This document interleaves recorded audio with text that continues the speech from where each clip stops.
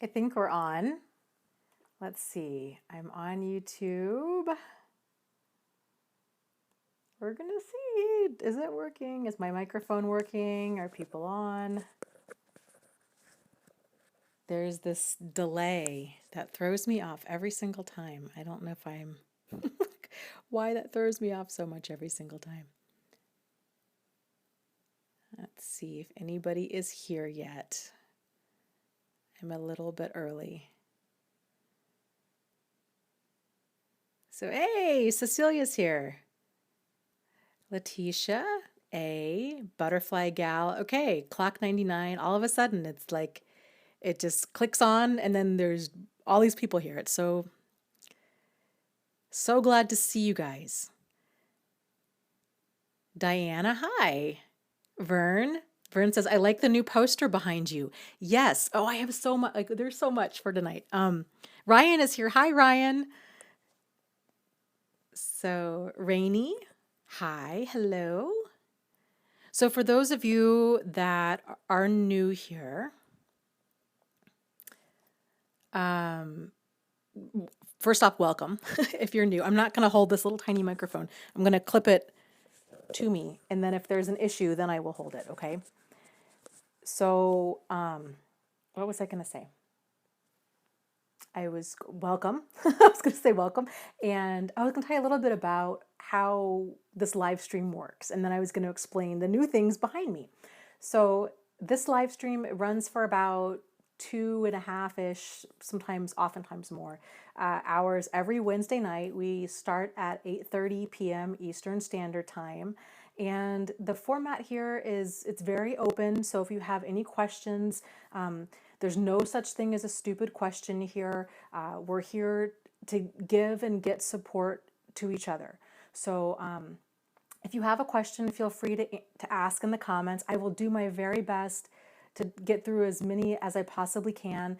Just so you know, it is difficult for me to think and talk and try to read the comments at the same time. So if I don't see your comment and then if I don't answer it, that's most likely what's going on. So if you want to make sure that I do see your comment, try to let other people know in the chat that you really would like an answer, and they can help to get my attention. Because when I have to stop the chat when I'm thinking and talking, and then I have to restart it again. But when I restart it, it'll jump to where like the last message is. So I end up missing like chunks of messages. So that's that. What else was I going to say? Oh, and I did set up an email that I'm getting organized, you guys. I'm getting organized. The struggle is real. So the email, if you want to email me a question, is deardana@thriveafterabuse.com. So my website is thriveafterabuse.com, and I think it has on there like ask a question or something like that in the like menu tab area. So go there and ask a question if you're not comfortable asking one in chat, or if you can't for whatever reason make it to the live streams because you're sleeping or you have a life or you have other things that are going on. I totally get it. We'll do our very best to just get through as many questions as possible. So Ryan says, yay for getting organized. Yay. It's a process, and it's a process that is continually evolving, and yeah. So all any of us can do, right, is to do the best we can with the knowledge and the skill set that we have at the time, and just stay open to growth and open to writing the learning curve. And this whole thing, this YouTube channel, my website, handling this like massive amounts of email that I get and the messages, it's like it's been a struggle to say the least, and I'm hoping to continually improve with it. Oh, thank you. Ryan put up the link to it. thriveafterabuse.com/deardana. Yeah. Yes. So thank you guys so much for bearing with me. Last week I took a little mini vacation. with some friends. We went up to Traverse City, Michigan, and it was gorgeous. We actually drove through snow on our way up there. It was the first snow of the season, and of course, it was only like on our way up there, which was like in the middle of the night, which yeah, it took us a long time to get up to where we were going, but it was beautiful. The trees are turning colors, and it was just nice to kind of unplug from life for a few days and just get my energy back. So I came back and full of energy and just excited to see you guys again and to be here and just to get back at it. So it's something that I feel like I would like to do on a more regular basis, because I came back with so much energy that I had another idea for a book.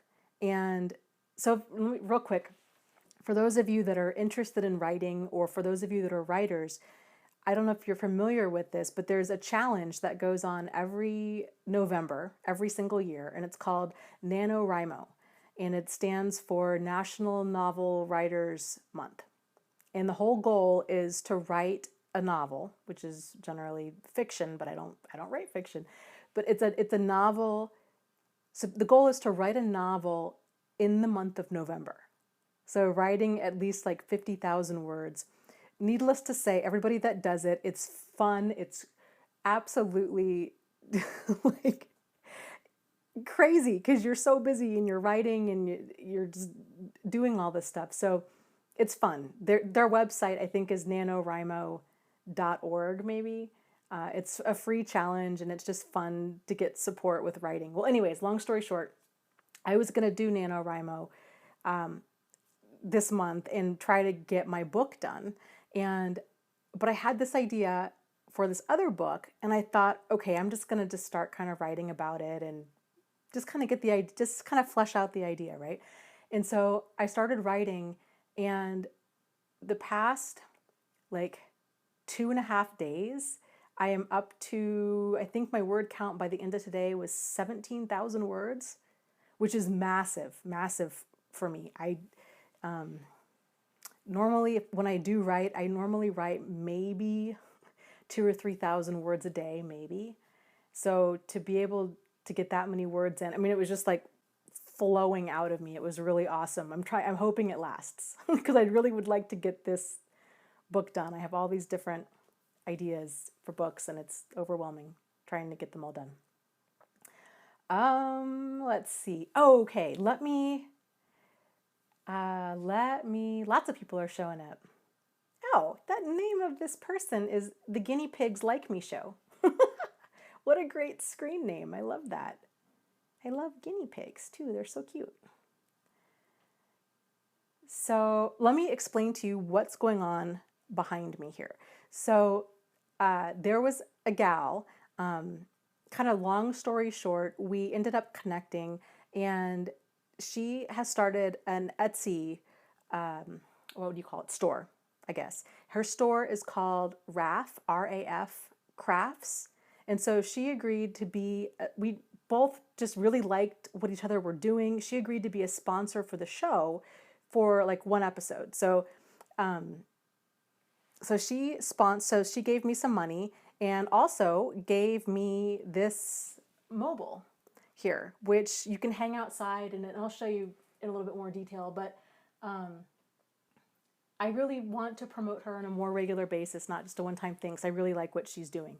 So check out her Etsy store, and her website is, her name is Michelle too, by the way. So check out Michelle's store at rafcrafts.com.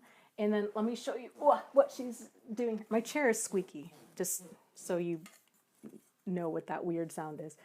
So this thing has these different words. And so you can put it outside where it's windy, or you can just leave it inside. It has a little crystal thing at the bottom.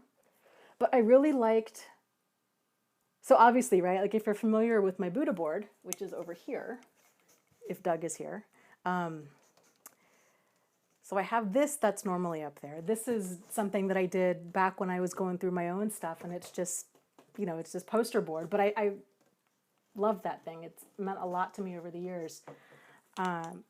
But I really like this too. And so I thought I'm going to just change things up a little bit and hang this up. And I thought it was very appropriate for, it just really resonated with me and what people are going through, and just words of empowerment and words of strength. And I just really liked that. So let me hang it back up here. Let's see. Yeah, I like that. Okay.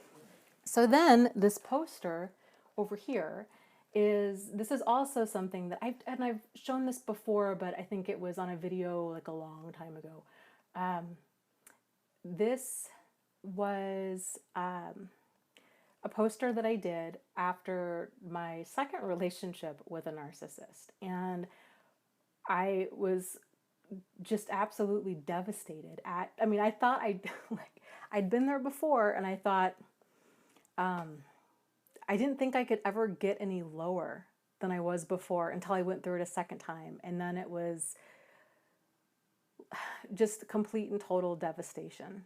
And my mom had come out. Had just moved to Michigan. I'd been living out here for about a month. I knew nobody. I didn't even know where the grocery store was. I had no job. I had just signed a lease. I was completely overwhelmed by my life. And I felt like a failure. I was embarrassed. I felt ashamed. I just had gone through so much. A bankruptcy and foreclosure and a miscarriage and the second narcissistic relationship. And it was like, and it was that feeling of, when does it stop? Like, when does it stop? And why me too? Was just kind of like, what did I do? What did I do? Why does this keep happening? And just feeling like I was just falling into an abyss that was never going to end. And I decided I need to start feeding my brain something positive. And so my mom and we went to Michael's, like the craft store, and I told her, I said, I feel like we need to get some poster boards, and I need to write some words of affirmation, and I need to plaster them all over my walls. And so this was one of the posters that I made. Again, I'm glad I kept it. I don't know why. I don't really know why I did, but I did. And it's been in my closet for several years. But it says, I absolutely believe that something good will happen to me and through me today. And when I wrote that, I did not believe any of that. Any of that. That was what I wanted to believe. And I was almost afraid to believe that I was almost afraid to have hope. I was almost afraid that if I got my hopes up, that it would hurt even more if something good didn't happen. Because it was just like the stream of, I was losing everything in my life. And I was scared. I was scared to feel good. I was scared to get optimistic about anything. So, Postmodern says, that reminds me of a vision board. Very much so. Very much so. Except I've done vision boards in the past. And when I was going through that low time in my life, the thought of doing a vision board was depressing because I had no vision. And I felt like if I were to go through magazines or find images of things that I wanted, like, I'm not even talking about like a yacht or like, an exotic vacation or what most people put on vision boards. It was even like happiness or dinner parties. That was so far away from where I was. My life was I was so low that it was even more depressing to even look at images like that. So that was one of the few times in my life that I didn't do a vision board. Interestingly enough, I hadn't really thought about that until you mentioned it. But I did this instead. And I guess the words gave me a direction in which to steer, something to kind of cling to. And I remember writing this out, like, that I absolutely believe and feeling like such a liar because my mindset felt so far away from that. I'm like, not only do I not believe something good is going to happen to me, I really don't absolutely believe. But in I think it was the idea of this was part of my way of reclaiming my power and control in my life, and me getting stubborn and me digging my heels in and me deciding, you know what, I'm not going to let this destroy my life. I'm not going to give him this satisfaction.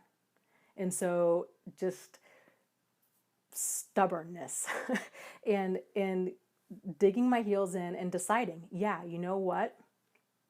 F you. I am going to get to the place where I absolutely believe with every ounce of my being that something good is going to happen to me and something good is going to happen through me. And that was what I hung on to. And then it was the decision, and you guys have heard me talk about this a lot, of I am not going to let this destroy my life. And my mantra at the time, which was, the best revenge is a good life. And so when I felt myself sinking back down again, I would just get busy into making a good life. Cleaning out a junk drawer, washing my car, painting my toenails, kind of whatever. It was just some way for me to regain power and control and to channel it into something positive. So yes, people are talking about putting words on their walls and using anger in a positive way. And yes, it's really powerful. It's really powerful stuff. And that's the thing, like with anger, is there's so much power in that emotion that it really can radically change a person's life for the good if you can harness it and not let it destroy you. So it can be rocket fuel. It really, really can be for something positive. And the reason I put this poster up has to do with, I got a bunch of questions emailed to me, and of course a lot of them have to do with kind of, where do I begin? How do I get through this? What kind of mindset do I need? How do I heal? And so I wanted to bring that up because I thought it was really appropriate for a lot of the questions that I was getting. Let's see. Christy asks, how long between the two relationships? So let me stop the chat here because there's such good stuff being said here.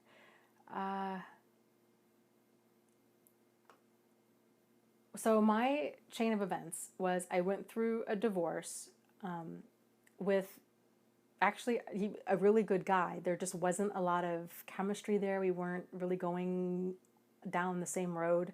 And I was just devastated. I never thought I would get divorced, and here I was. And then he was also in the military. He traveled a lot. He was pretty much always gone. We were married for about 4 years. He was gone for probably a good half that time.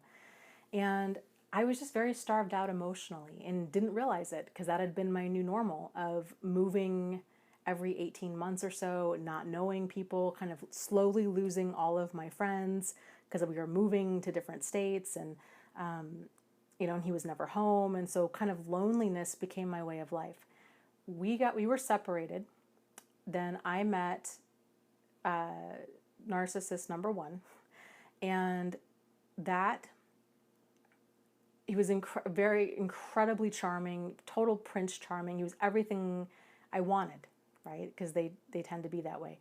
And that, when that relationship ran its course, I don't know, there's a lot there. I don't want to get focused on me and my stuff, but that relationship ran its course. Then I took some time off after that because I just didn't want to date. I didn't even trust people that I had no reason to distrust. I was a mess. And then I dated a guy who was, I would say, a lot more overt with his issues.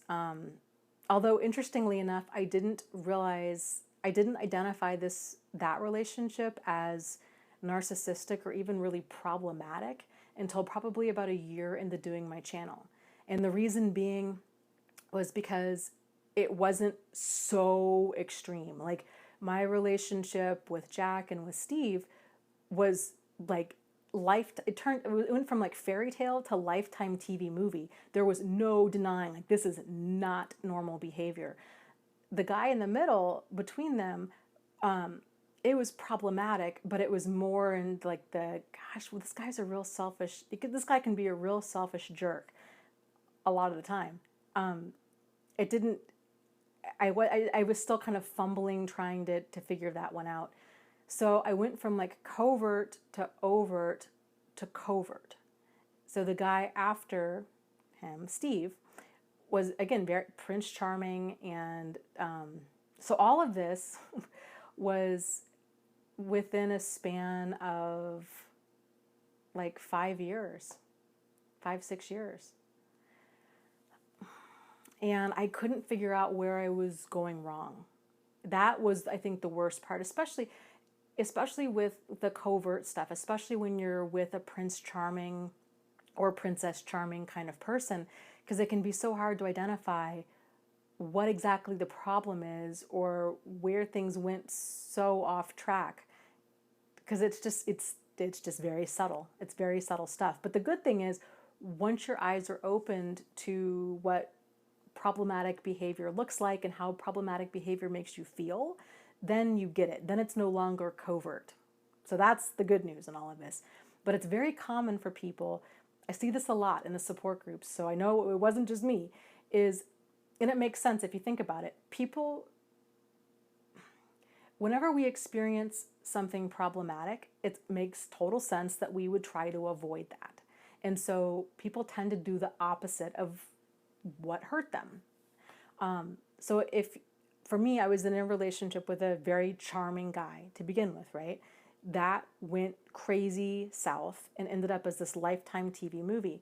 I didn't know what was wrong or what I needed to do differently. I didn't understand the signs I was missing.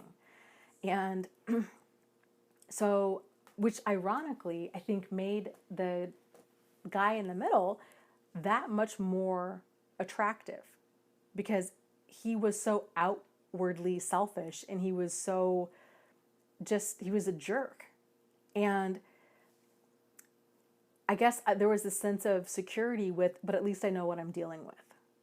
And I think I liked that, because then there wasn't going to be this like slipping of a mask. It was what you see is what you get. And so when that ended, I finally broke up with him because he was a selfish jerk. Then it made the covert guy, the next guy, who was incredibly charming, again, that much more appealing. Because I'm like, well, this is really how I should be treated. Here's this guy who's so good to me and doting and attentive, and he's just everything that I want or need. But then that ended really problematic, and then that's when I was like, this can't be a coincidence. Like that with guy number one, I thought it was a fluke. Like people get tangled up in dating scams. People get tangled up in all kinds of stuff. It was a fluke. Then I didn't identify the guy in the middle until recently. So I didn't even connect the dots there. Then the last guy, Steve, I'm like, okay, no, I've got 2 relationships now that have ended in like this Lifetime TV movie, like double life craziness. What's going on here? What am I missing? And most importantly, how can I stop this from happening again? And that was when my journey into all of I got really serious about trying to figure this stuff out. And kind of the rest is history with my videos, and I got into my own support groups, and went to therapy, and just kind of what worked and what didn't work, and aha moments. And I talk about all of that in my videos with the hopes that, my guess is, I think it really helps to hear aha moments from other people, because it's validating, and it can help a person have their own aha moments, because I think we all tend to kind of struggle with the same stuff. And I think you'll find that if you're not already in a support group for narcissistic abuse, that's one of the benefits to it, is it's incredibly validating. And it's that realization of it's not just me. And you realize, oh my gosh, we are all telling pretty much different versions of the same story. And that alone is like absolutely mind-boggling when you see that. So let's see. Some people in here were talking. Oh, Rainey was saying, my dog died on Monday. I'm going to rearrange my entire apartment and add some word art. I'm so sorry about your dog. Dogs are just, animals in general are just awesome. And that's the worst thing about them, is that they don't live as long as we do. But I guess in a way it makes us appreciate them all the much more. So I like your idea of rearranging your entire apartment and adding some word art. I think that can be very healing. I think rearranging our space in general can be it's weird how that happens. Like, just changing up the environment can kind of just it sounds hippie woo woo, but like can kind of just change the energy in a place. And there's a lot to be said, even if you don't get new furniture, even if you don't do much of anything else other than just rearrange what you already have. It's kind of like a way of reclaiming your space, which is really nice. It's like it signals like a fresh start, I think, or like the next chapter. So hugs to you with healing from that. So, gosh, lots of people.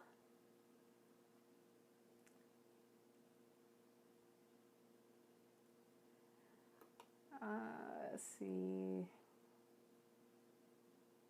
Beryl is here. Laura is here. Melissa is here. We've got lots of people here tonight. Oh my gosh. Tony says, oh my gosh, we have the exact same story. Identical. Eerie. Right down to the military wife. And my book is almost finished. I'm writing the last chapter now. And she's in Michigan as well. Oh my gosh, that's really wild. Well, you'll have to let us know when your book is out. That's really cool. Wow. Like that is a lot of similarities. My goodness.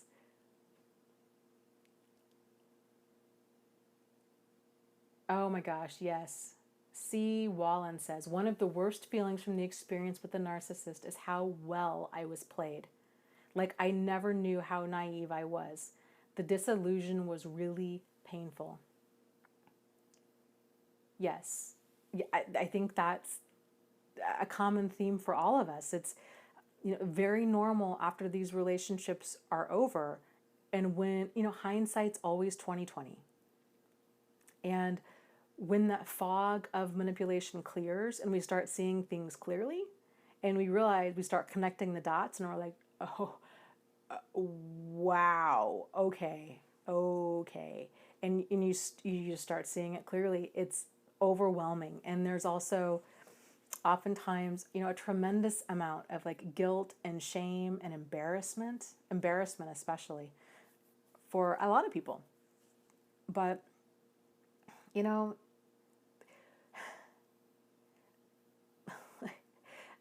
these people are master manipulators, and normal, honest, good people, we don't go around thinking that people are playing like these intense games. Like that's, I know it sounds like for you too, I think for most of it, all of us, it like didn't even cross our, like that's just so much energy, like unnecessary energy to expend, to be like, well, I'm gonna get this person and trap them and then be this and then be that and do this and lie about, and it's just like, oh my God, like really? Just be single. Like, just be single, and it would be so much easier. I don't know. That just exhausts me thinking about how much energy abusive people must spend in like pot stirring and triangulating and excuse making. And it's just ridiculous. And so for us, we can't even wrap our minds around that it even exists, let alone exist to this level, let alone thinking that we would get tangled up in it, because we tend to take people at face value. And we just don't even see it coming. So, and it oftentimes happens so slowly, and so just, it's such a subtle kind of grinding down, a subtle kind of wearing away of what's normal, what's workable, what's appropriate, what's problematic, until at the end of it, it's like you don't even know which end is up or what to even believe, because you've been lied to so much. So there's just so many elements at play that it's one of those things, like, until you go through it, you just really can't even begin to understand it, because it just messes with your mind so much. So but the disillusion of it all is incredibly painful, but it's not you, lots of people get tangled up with these people.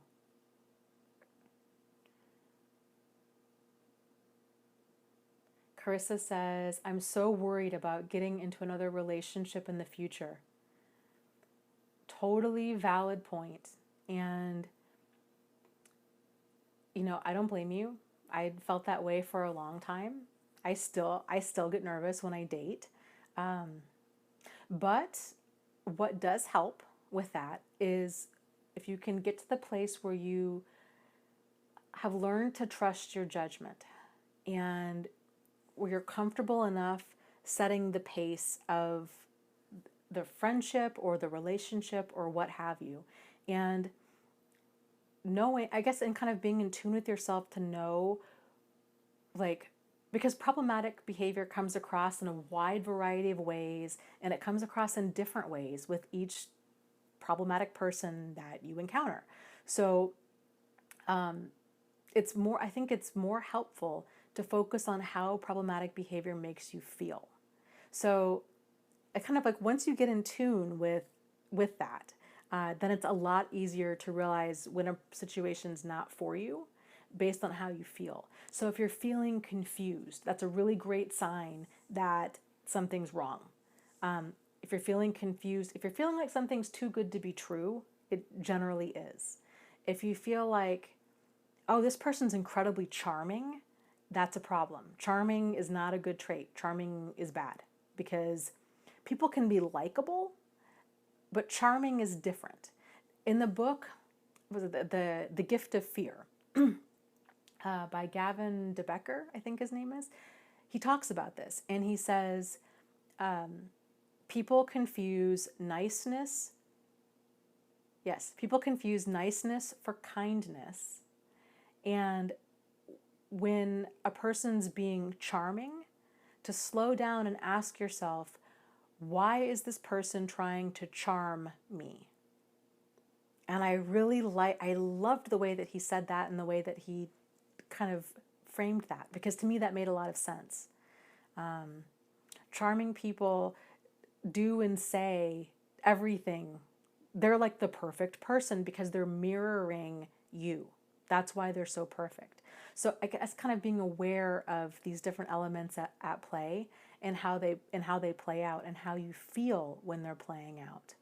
Because man, I tell you, once you get to the place where you trust your judgment, and validation is always nice, don't get me wrong, I get it. But once you can get to the place where you're like, you know what, this is not for me, something's off here, I can't necessarily pinpoint it, but something's off here. Even if you're in a room full of people that are telling you that you're wrong, it's really empowering to just have enough faith in yourself to be like, well, you can think what you want to think, but this is not right for me, and so I'm going to leave. And so let me back up a little bit. So I was talking about my previous relationships. So with Steve, because I went from covert to overt, right? And then to covert. So when Steve and I began dating, he was too good to be true. He was Prince Charming. It was this whirlwind situation. I was having, my anxiety dreams kicked up again. I was having night terrors. I was becoming like an unhinged, anxious, neurotic mess. And I couldn't figure out I was confused, right? I couldn't figure out what was going on. Is it him? Is it me? Is it because of my past with Jack? I don't want to leave. What if I have issues? What if I have all of these unresolved issues from Jack? And now I'm going to potentially walk away from a really great thing because I have all these issues, and I don't want my issues to ruin a potentially good thing.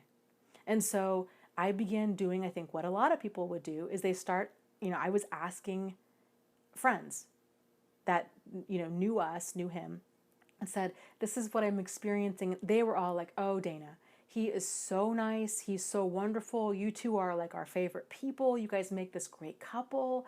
You can trust him. And that gave me the validation, the incorrect validation, to move forward. Now, I'm not blaming them, don't get me wrong. But what I am saying, the big lesson for me in that was I knew deep down that something was off. They didn't see the red flags that I was seeing. They saw this charming guy. So the lesson there is you and only you know your situation the best. Other people might not pick up on those vibes that you're picking up on. And so here's the thing too. When we realize that something's off, when we pay attention to that, when we walk away from red flags, if we're walking away in enough time, we'll never know. We'll never know if we were right because we'll have avoided the problem. So it can be difficult to walk away with never having that validation of, yes, you walked away from an abusive person. And that can be difficult. But then that takes practice. That goes back to trusting your judgment enough to know, like, I'm not going to know for certain one way or the other. I know enough that I'm uncomfortable, and I know myself well enough to know that when my spidey sense is going off, I need to get out of there and then make peace with it. Because there's no shortage of well-intentioned bad advice out there. From friends, from family, from therapists, from support groups, from you name it. And it's not that they're bad or wrong or anything. It's that they're not seeing what you're seeing. And at a minimum, if you're getting bad vibes from a person, even if they're not abusive, it could also be it's always a signal that something's out of alignment. When something's off and some action needs to be taken to get back into alignment. That's what those uncomfortable feelings are a messenger for. They're letting us know that something's out of whack. We need to do something to get back to the place where we have clarity and that we are feeling good and we have peace and we have calm. So if something's out of alignment, it could simply be you're not ready to date. So here's another example with my own life with this, okay? So after Jack, because like I said, I really felt like it was a fluke. I had gotten caught up with like an online dating scammer. I was like, you know what? This could happen to anybody. I'll learn as many of the lessons as I can and try to do better next time. And I really thought this will never happen to me again. It was a one-time thing. And I was so angry about it. And of course, so distrusting and a million miles away from even wanting to date again. But again, it was kind of my way at that time thinking, I'm not going to let this guy destroy my life or steal any more of my time. So I went on an online dating site, again, kind of faced my fear with that, and met a guy, and we went out for a drink.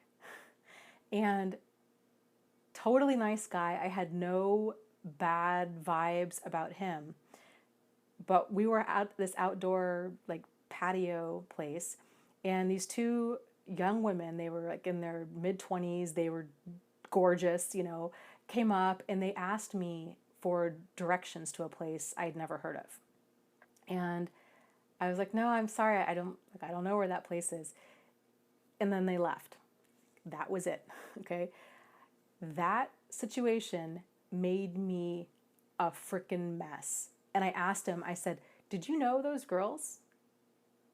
And he was like, what? No, I've never seen them before in my life.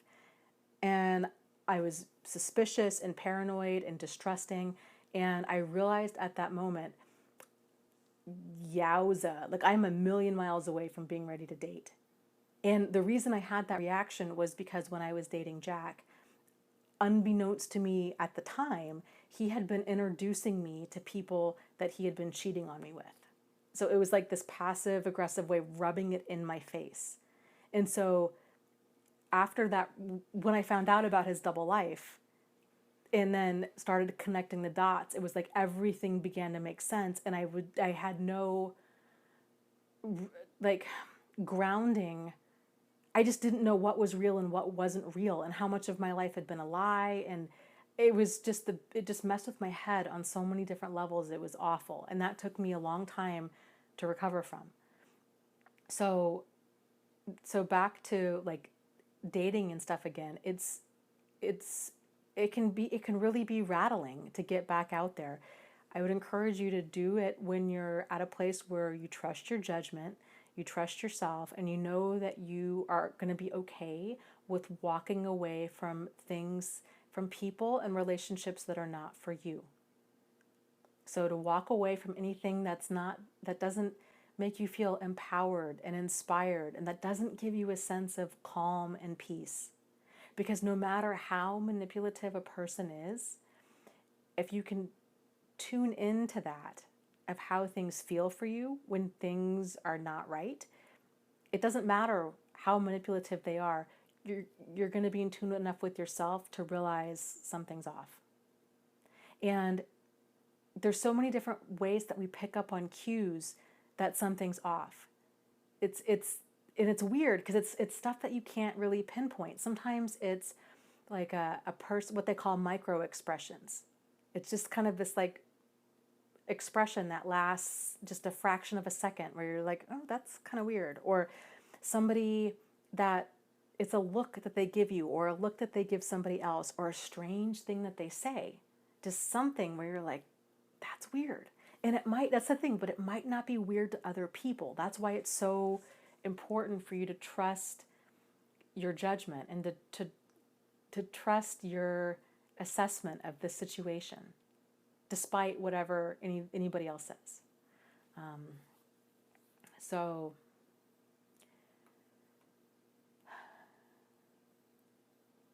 because a lot of that worry that people have about getting into a relationship, it's not that they're concerned about getting into a relationship, it's that they're concerned about being hurt, that they're concerned about not seeing the abuse coming again.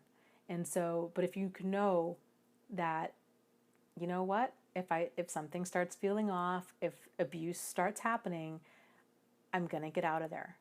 And once you can rely on yourself to keep yourself safe, it's very, very empowering.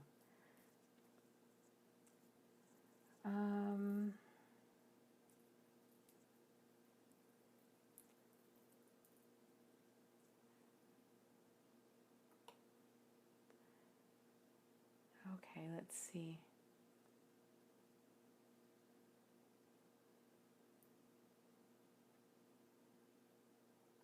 Steve says, I have so many reasons to just let this go, but I gave this person my all and it just feels like a total waste that they threw it all away. It was a total waste that they threw it all away. And the thing is, though, for the right person, you will be enough. You don't even have to give your all. Like just you on like a Wednesday night at 8:30, is enough. It's enough. And you have value and you deserve to be treated with value. And I know it's so hard to walk away from these situations for a wide variety of reasons, but you deserve to be treated with dignity and respect and value. So just never forget that. And don't ever let anybody tell you otherwise.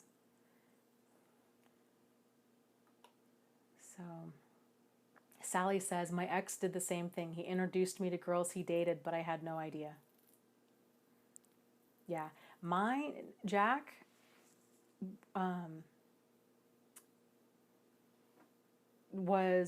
found out he was sleeping with everybody. Like men, women, couples. He had applied to be in a porn, swinger clubs.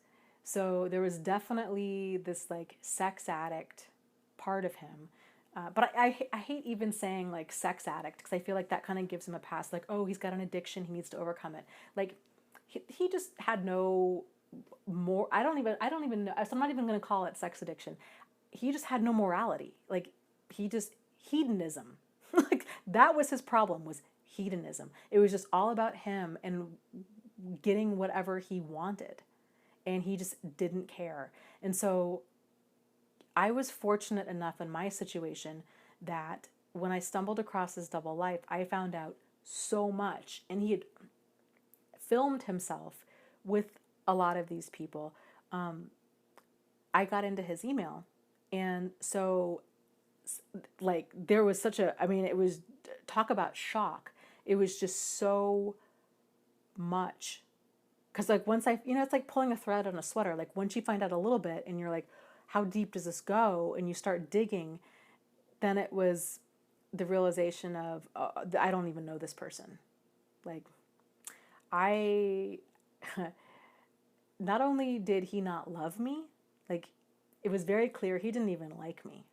And so then when I called, I was able, thankfully, I messaged his ex-wife on Facebook. She was open to talking to me. We got to talking, and she had basically the same experience with him. Everything he told me about her was a lie. And then she told me, she's like, this guy, she divorced him within 3 months of being married. And she's like, this guy is not who he seems. He's a pathological liar. He's a cheater. He's just trouble. Like she's like, I don't even know who he is. And she told me, she's like, run, just run and don't look back. And I did. I listened to her. Had I not talked to her, had I not found out the extent of everything, I probably would have believed a lot of his excuses because he was so charming and we got along famously. But it was all an act on his end. So, and just the lies. This is, okay, so a relationship, I've talked about this before. There's a difference between a relationship and a manipulationship, and it's very important to know the difference between the two.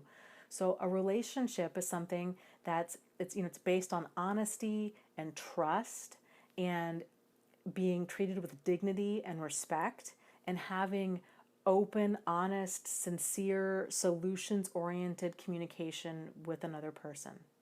If any one of those elements are missing, there is no relationship. Like it's like a cake. Like it needs all of those elements, all of those ingredients in order to actually become a cake. If any one of them is missing, it's a glob of dough and like nothing's going to happen. It's going to be gross. So those are the elements that are needed for a relationship. A manipulationship is the exact opposite of that. It's a one-sided dynamic, and it's based on one person basically doing whatever they want to do, and then lying and justifying and minimizing and denying what they're doing to the other person, but the whole time insisting or demanding that the other person is faithful and loyal and honest and open and transparent. And so it's a one-way street. If you're in a relationship that's a one-way street, it's not a relationship. So if you can't talk to your partner, if you can't trust your partner, it's a no-go.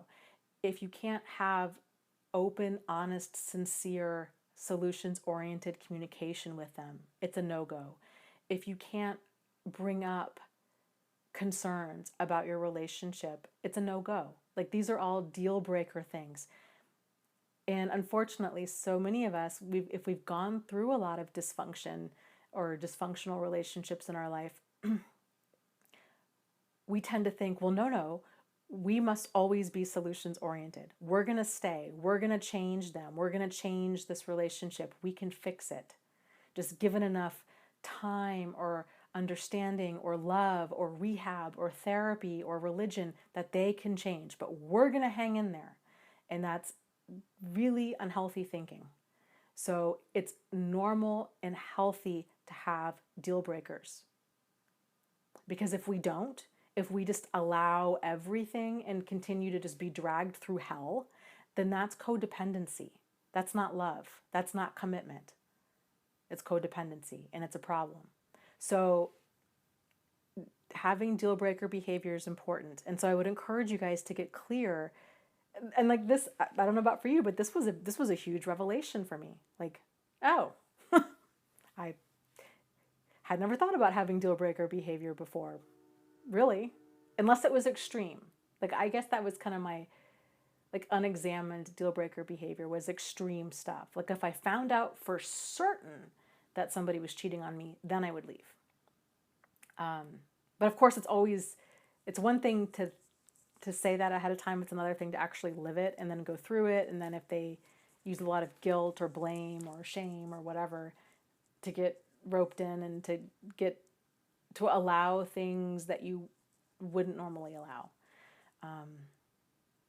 But we've talked about this before too with like deal breaker behavior. And so I think for a lot of people, kind of like appropriate, healthy deal breaker behavior is if there's abuse, addiction, adultery, or like a quote unquote bad attitude, meaning how do they handle things when you bring up challenges or issues?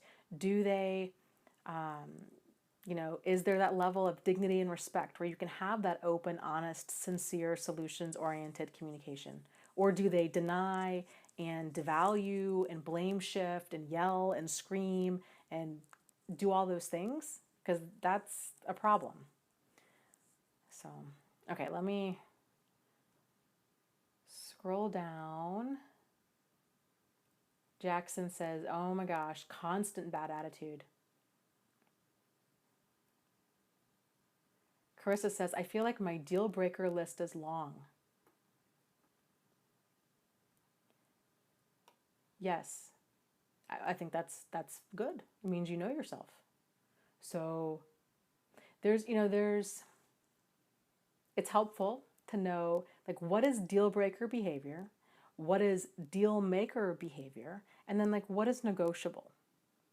Like what are you willing to work on? And I think most people don't think about this stuff, which is really wild. Like most people spend more time planning their next vacation than they do thinking about who they're going to date. That's a problem because who you date, who you choose as your significant other, that's one of the most important decisions in your life. So it's worth spending some time on to think about who are you and what do you want in a partner? What do you want in life? And just kind of getting really clear on those things. Deal breaker, deal maker, negotiable.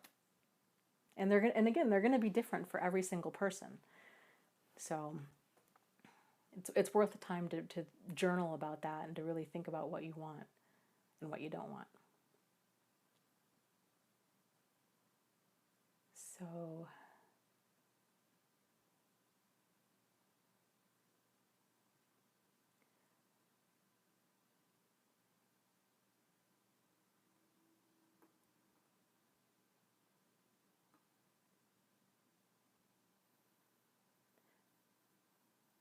let's see. It's so funny because this stuff, Postmodern was saying she didn't know about any of this stuff. Unfortunately, this stuff is not taught. And these discussions are not had. And I don't know why. I don't know. I think it's almost like relationship stuff is such a taboo subject. It's like money. Like people, it's so important, right? Like it's a big part of life. And yet we don't talk about this. And we should.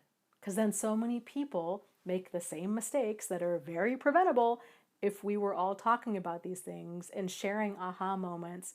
But I think like with any mistakes that we make, any lessons that we learn the hard way, there's always this shame and this embarrassment, and there's always kind of this feeling of it's just us. Like everybody else knows what they're doing, everybody else has got it all figured out, and it's just us. And again, that's why I love support groups, because when you start talking about to other people and sharing these things, and then people will stand up and be like, "Oh my gosh, yes, me too. Like you did that? Okay. Like I don't feel so bad now." And it's just that comfort of knowing that you're not alone. Like you're not alone in making mistakes. And it's okay. It's how we learn. It's how we learn. There's a saying out there that sometimes we win and sometimes we learn. And I love that, because it is. It's life is just lesson after lesson after lesson. So, yes. Roval says there should be no embarrassment discussing important issues such as relationships and money. So, okay, so I have quite a few questions, 11 pages of questions from the email. So I'm gonna read these and work my way through these. You guys, I'm gonna keep my eye on the chat at the same time, and somebody try to holler at me if there's a question that you want me to answer. So, yeah, Amethyst says, I must have gone to 10 or more counselors, psychologists, and psychiatrists, and not one of them recognized I was a victim of narcissistic abuse. Yeah. This stuff is not known. Narcissistic abuse is not in the DSM, and it's not taught. So, I used to work at a domestic violence shelter, and I've had hundreds of hours of training specific to abuse. Even still, with all of the training I had, it was very focused on physical abuse. There was talk, sure, like the power and control wheel, and the cycle of abuse, and which is not the same as the cycle of narcissistic abuse. It's similar, but it's different. And it was like words like power and control, and again, like there's all of these words and concepts that are thrown out, but it's like the dots aren't connected. I think people learn best by stories, and they learn best by hearing the experiences of other people and bringing those concepts down to earth and being like, okay, this is when we talk about power and control, here are some examples of what this looks like. And so even though I had all of this training, I was not able to spot what was going on in my own life. So, it's this stuff, it's not out there to the degree that it needs to be. And it's infuriating on so many levels to so many people. So we've talked about this before with like therapy and things like that. Because this stuff is not mainstream, because it's generally not taught and it's not known by the vast majority of mental health clinicians out there, it is hard. It is really hard for people to get validation of what they went through. This is not to say that all therapists or clinicians don't know about this. There are some that do. And finding a person that can validate you and be like, that's a problem, that sounds like narcissism, or this sounds like abuse, is like, like manna from heaven, because it's validating that, oh my gosh, I'm not crazy. It's not just me. I'm not being too sensitive. This is indeed a legitimate problem. I wish there was a better way to find the people, to connect everybody that does know what they're talking about. Because a good therapist, a good mental health clinician in general, they can be worth their weight in gold. But even one that has good intentions, if they're not familiar with abuse, they can do intense damage to a person and not even realize it. It's just, they just don't know. And I see it. I've experienced it. The first therapist that I went to after Jack, I was working at a domestic violence shelter, like during all of this. And so she was a therapist there. And I went there because they offered free therapy. And she did not identify what was going on with me. It was because he never called me a name and I was never hit. And so I did not identify it as abuse. I'm like, I just feel like I'm losing my freaking mind. Like, what is my problem? What did I miss? I can't tell if this relationship was a fairy tale and I somehow really messed it up, or because now it's a total nightmare, and now I don't trust people, and now I can't sleep, and I'm like a nervous, anxious, unhinged, night terror having mess who doesn't trust anybody. Like, what is my problem? What is my problem? It's awful. It's I preach into the choir. Like, you guys know what I'm talking about. It's terrible to just not know, and for it to be treated like it's a bad breakup. And it's like, no, I'm pretty sure like this could be on like 2020. Like, this is not a bad breakup. Like, this is way over the top of normal behavior. So support groups. This is why, yes, Cecilia was saying Dana's support group. Support groups in general, I think, are so, so powerful because, and I don't think it has to be a one or the other thing. I think people can go, and frankly, at this point, which is so cool for me, because you know how I am with like, I want everybody to work together. There's a lot of therapists and psychiatrists and psychologists that recommend my website to their clients, which is awesome. Like, I'm so humbled and honored by that. I can't even begin to tell you. Like, that's so cool. So the benefit of a support group is that it's generally 24/7. It's online. There's quite a few of them out there. I always encourage people, join a handful of different ones and see which groups resonate the most with you, and then go from there. Because every group is run a little different. Every group, there's just the different people in the groups, and you're going to clash with some and you're going to love others, and it's, you just never know until you experiment. So that's the benefit of a support group. The other benefit is you're with a bunch of people that are all at different levels of healing and understanding. And so the people that are a few steps ahead have been there, done that. And so you're not having to reinvent the wheel. Like, they know, if you're like, well, here's what I'm struggling with, they're like, oh yeah, we got you. Like, all day long, been there, done that. And they can share their own experiences, and it just makes it that much easier because you're not having to try to figure everything out. It's like being lost in the fog and trying to find your way out versus having people that act as like lighthouses that are like, hey, this way. Like, we got you. We know what you're going through. Just keep heading this way towards us. We got you. So, and then plus I still, to this day, like, it's so cool when people start sharing their own aha moments, no matter how small. It's amazing, like the chain reaction from that. So it's like stuff that you might not have even ever been aware was an issue or a challenge in your own life. To hear other people say something, you're like, oh, wow, that was really deep. Like, yes, like, you nailed that. Like, oh my gosh. And then it's like this wave, like this never ending, like, ripple effect of aha moments from people. It's just so cool. So there's benefit to both.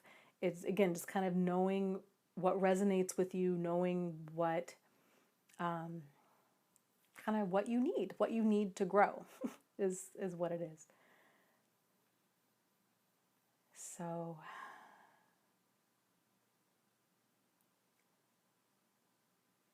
let me read some questions here real quick.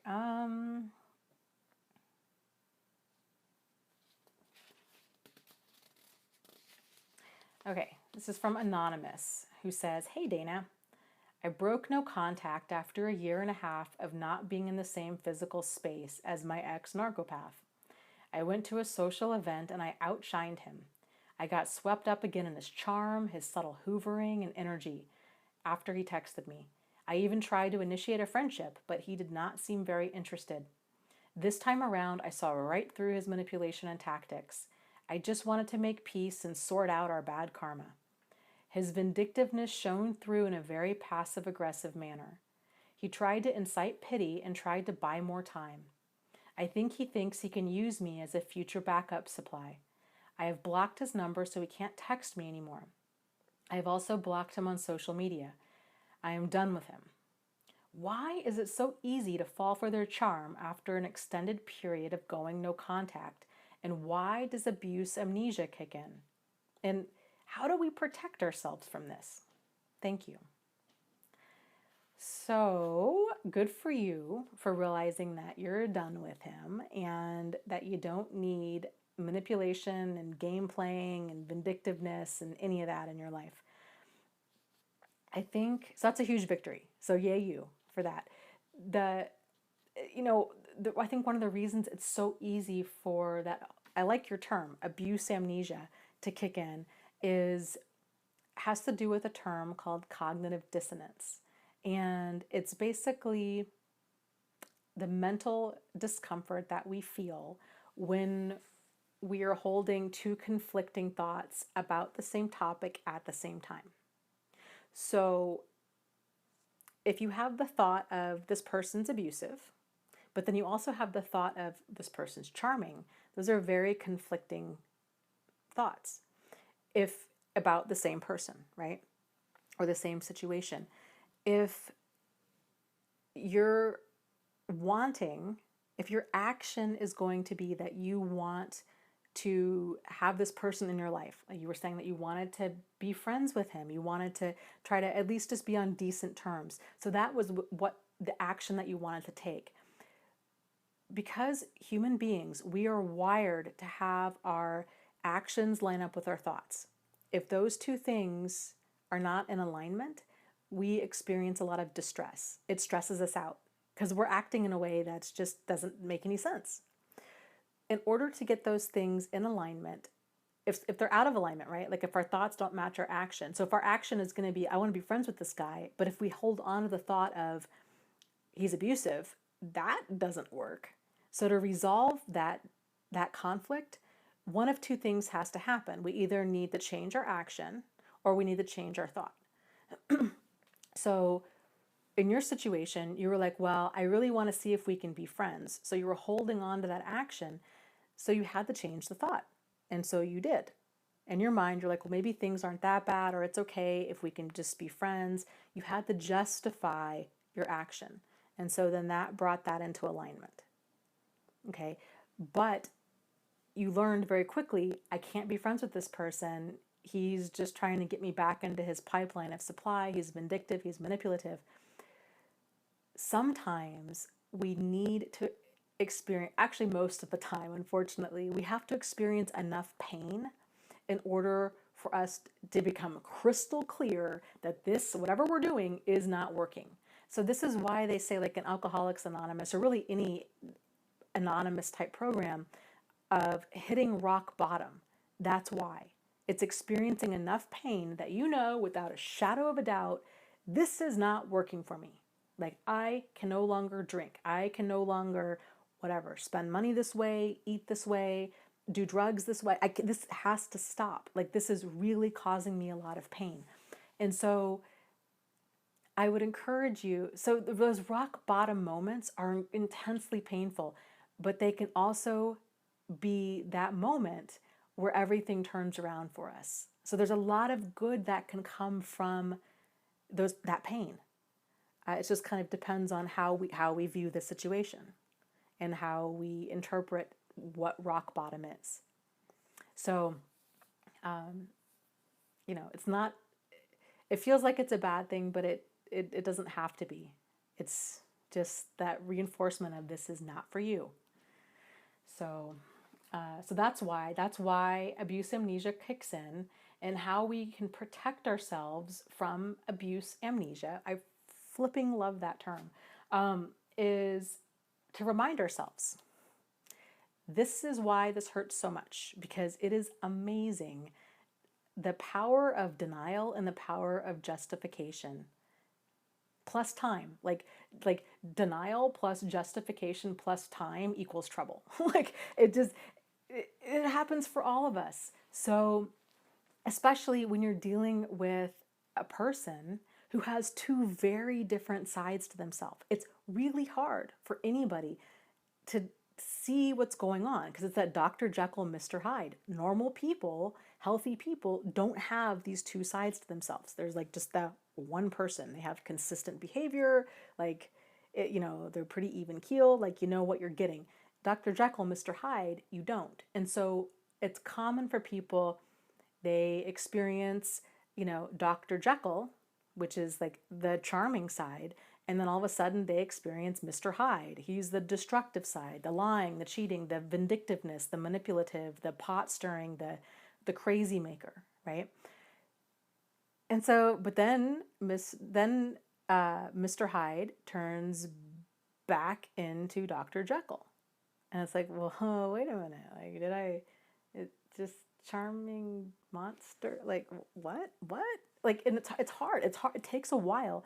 You've got to see a person change a few times before it, like, computes to realize, oh, this is the reason I'm confused, is because this person has two very different sides to themselves. Because again, like it's so foreign to most of us.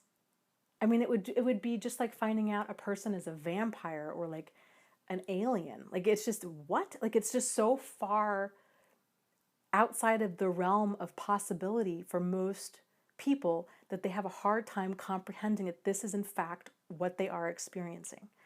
So if you can remind yourself, yes. So I call this the for when you miss him or her list. And it's a list that you make in like bullet points, right? So it's easy to skim for when you're tempted to be like, well, but maybe we can be friends. Maybe things weren't so bad. Maybe I was being, I was being too harsh or too judgmental, or maybe they've changed. That you can write down that list for when that nostalgia kicks in, that abuse amnesia. You can go read that list and remind yourself of all of the painful things they've done. This person was incredibly vindictive. They did XYZ. They were incredibly manipulative. They did XYZ. They lied about saying that they had a job when they didn't. They cheated on me with my roommate. They, on and on and on. And then once you read that list and you're like, you remind yourself, you're like, oh, right. Right. Nope, I'm done. And then you can go along your merry way and not get sucked back in again. So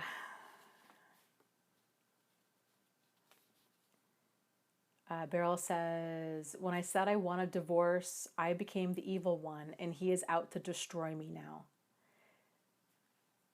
So, yes, this is very common. People are in the most danger when they go to leave, because all abusive behavior is about power and control. It's about getting and maintaining power and control over their target.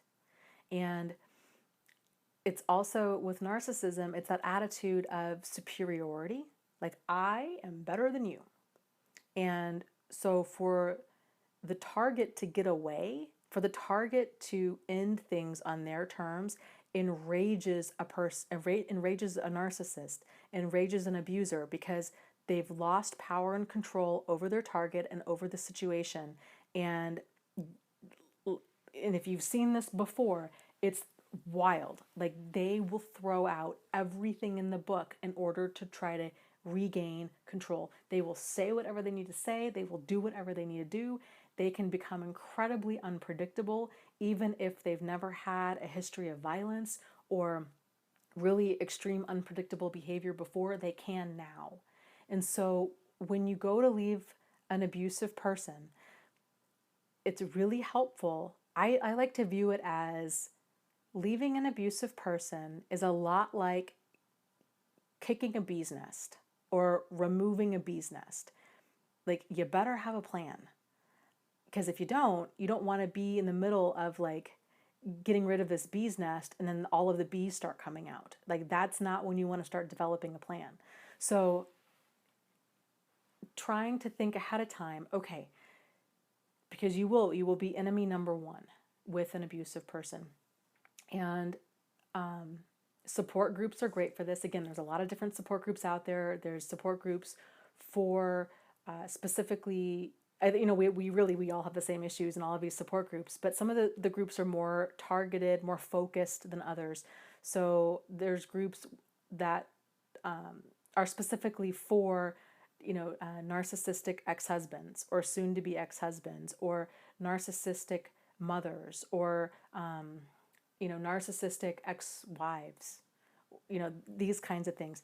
So I would talk to other people that are going through this and try to get as much support and as many ideas as far as like tips and tricks and how to handle this go.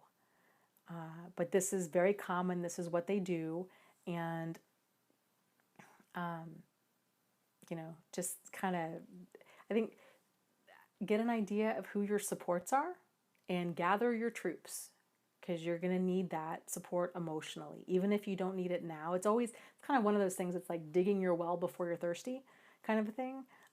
Because the smear campaigns that an abusive person can do are they can be extensive and they can be painful. So try to prepare yourself emotionally as best as you can and just know that you are not alone in this. So,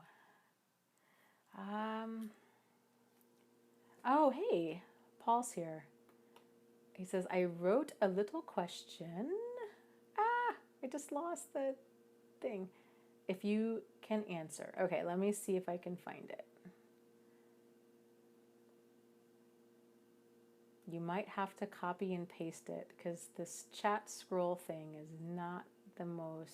Oh, wait, nope, here it is.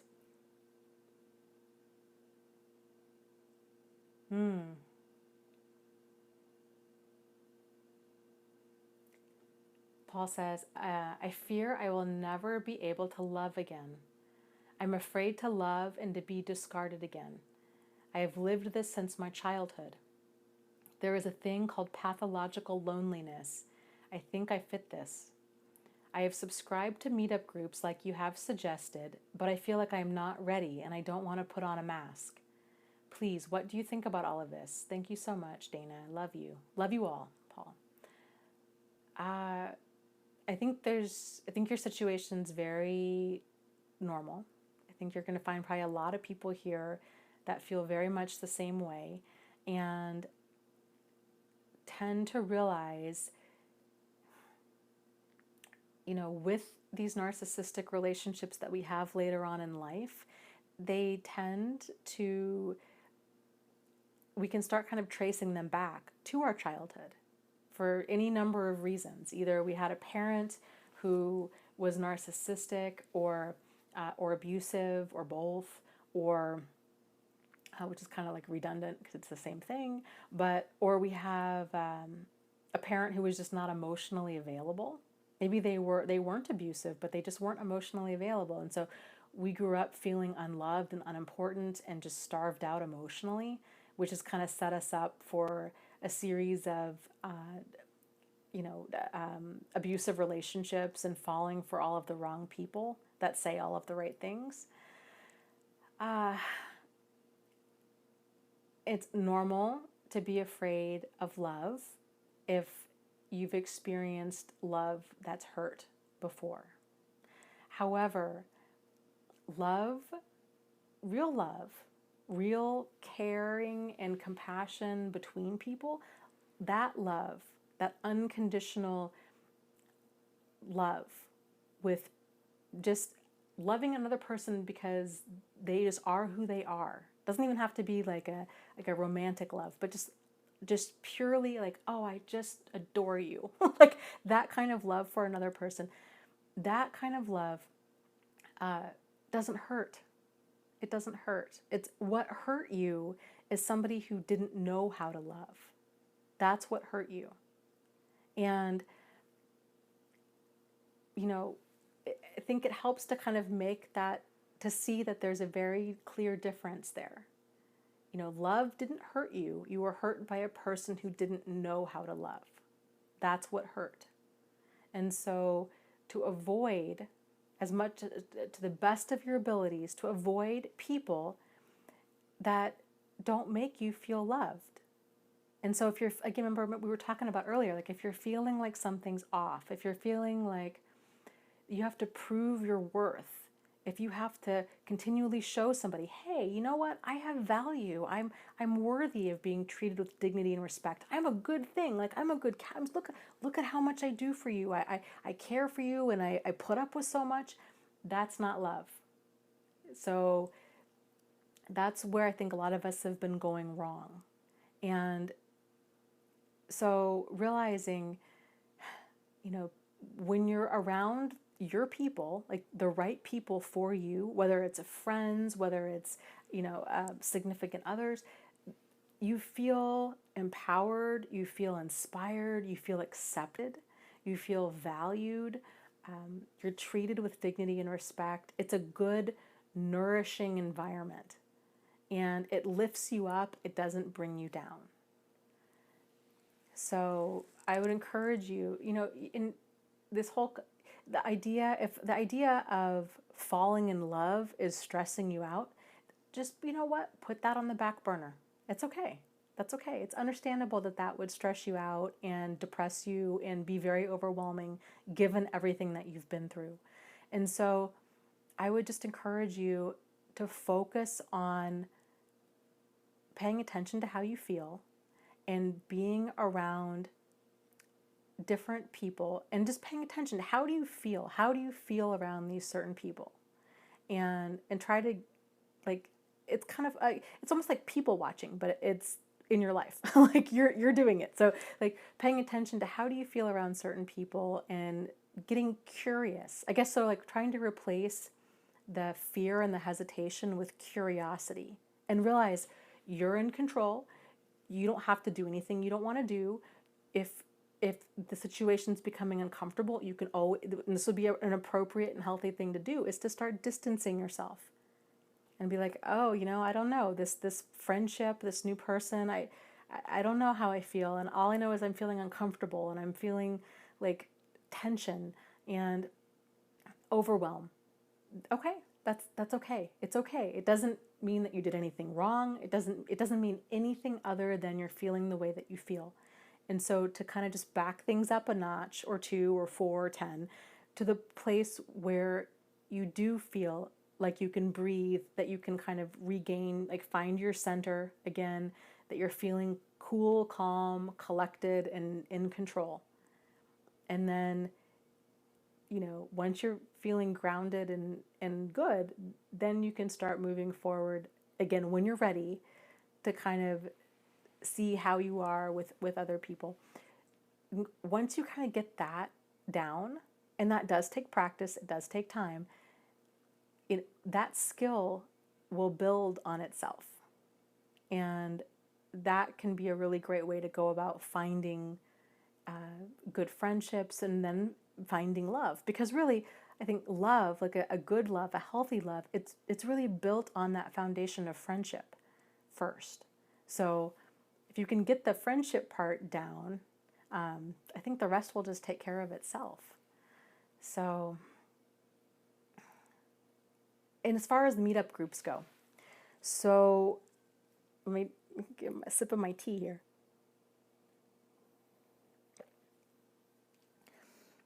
With the meetup groups, it might feel like I'm not ready to be here. I don't want to put on a mask. I don't want to put on a happy face. And that's okay, and that's normal. You don't have to be anything other than you are. It's okay to be in this place where you are. I think what you will find is if you go to enough meetup groups, and I always join 20, like Join a bunch, even if you don't go, even if you never go, even if. It's nice to just leave those doors open to explore those options. If you go to a couple group meetings, even if you're like, I feel like a total fraud, I just don't even want to meet people, these are not my people, to just practice being around people and paying attention to how you feel is worth it. It's a very safe, kind of non-threatening way to do something like that. So it's good practice. But I think what you'll find in a lot of meetup groups, it's people that they're at some sort of transitional place in their life. They've either had a relationship end, they're recently divorced, they've just had a new baby, they've, they're new to town. There's a lot of different reasons people tend to join meetup groups. So I think you just might be really surprised as to who you might connect with just by being yourself where you're at. My very first meetup group I went to, it was shortly after Steve left. And again, mind you, I knew nobody. I knew nobody in town. I was so scared, I was like beyond scared and overwhelmed. And I thought, I got to do something fast. And I've got to start meeting people. I've got to just get out there because I'm going to just not ever want to leave my house. And my depression's going to get worse if I let that happen again. Because I'd been down that road before. So I joined a group and I met this gal. This was a group to play board games. I love board games. And I met her within like not even 5 minutes, probably within like 20 seconds of talking to her, I just started sobbing. Just sobbing. And she was a much older woman. She was probably in her 70s. And she was like, oh my gosh, what is wrong? And I was like, I'm new to town and I don't know. And I'm just, just poured my whole story out to her. And she took me out for coffee and told me about all of these different relationships, these crazy relationships that she'd been in her life and the mistakes she'd made. And it just made me feel so much better. So you just never know. The point of that story is you just never know who you're going to connect with and what doors are going to open and what kind of validation that you might get and what kind of connections you might make. Like the group that I just went on vacation with last week, those were all people that I met in a meetup. And we're all good friends now. And everybody that was there was fairly recently out of a divorce. And that, because that group, just the level of transition in that group and the bonding and the caring and the compassion was just awesome. And it was what we all needed. And so you just never know. And of course, some meetup groups too, you can go and be like, wow, okay, no, like these are just not my people at all. Like we do not click. But because every meetup group tends to have different people, you just never know who's going to be there. And so even if it's a meetup group that you think, I don't think my kind of people would go to this, you just never know. So I would encourage you to stay open to possibility and to just go slow and take the pressure off of yourself. But there's a lot of things that are right about you, and you are worthy of love, and you are worthy of being treated with dignity and respect. So it's just finding people that see you and they appreciate you for who you are. But they are out there, and there's lots of them. There's lots of them out there. There really, really are. So if you haven't already joined some online support groups, that can be another way, I think, to connect with people. And not even necessarily support groups, but just online groups in general can be a really great way to get to know people and to meet people that are based around like similar interests. So, okay.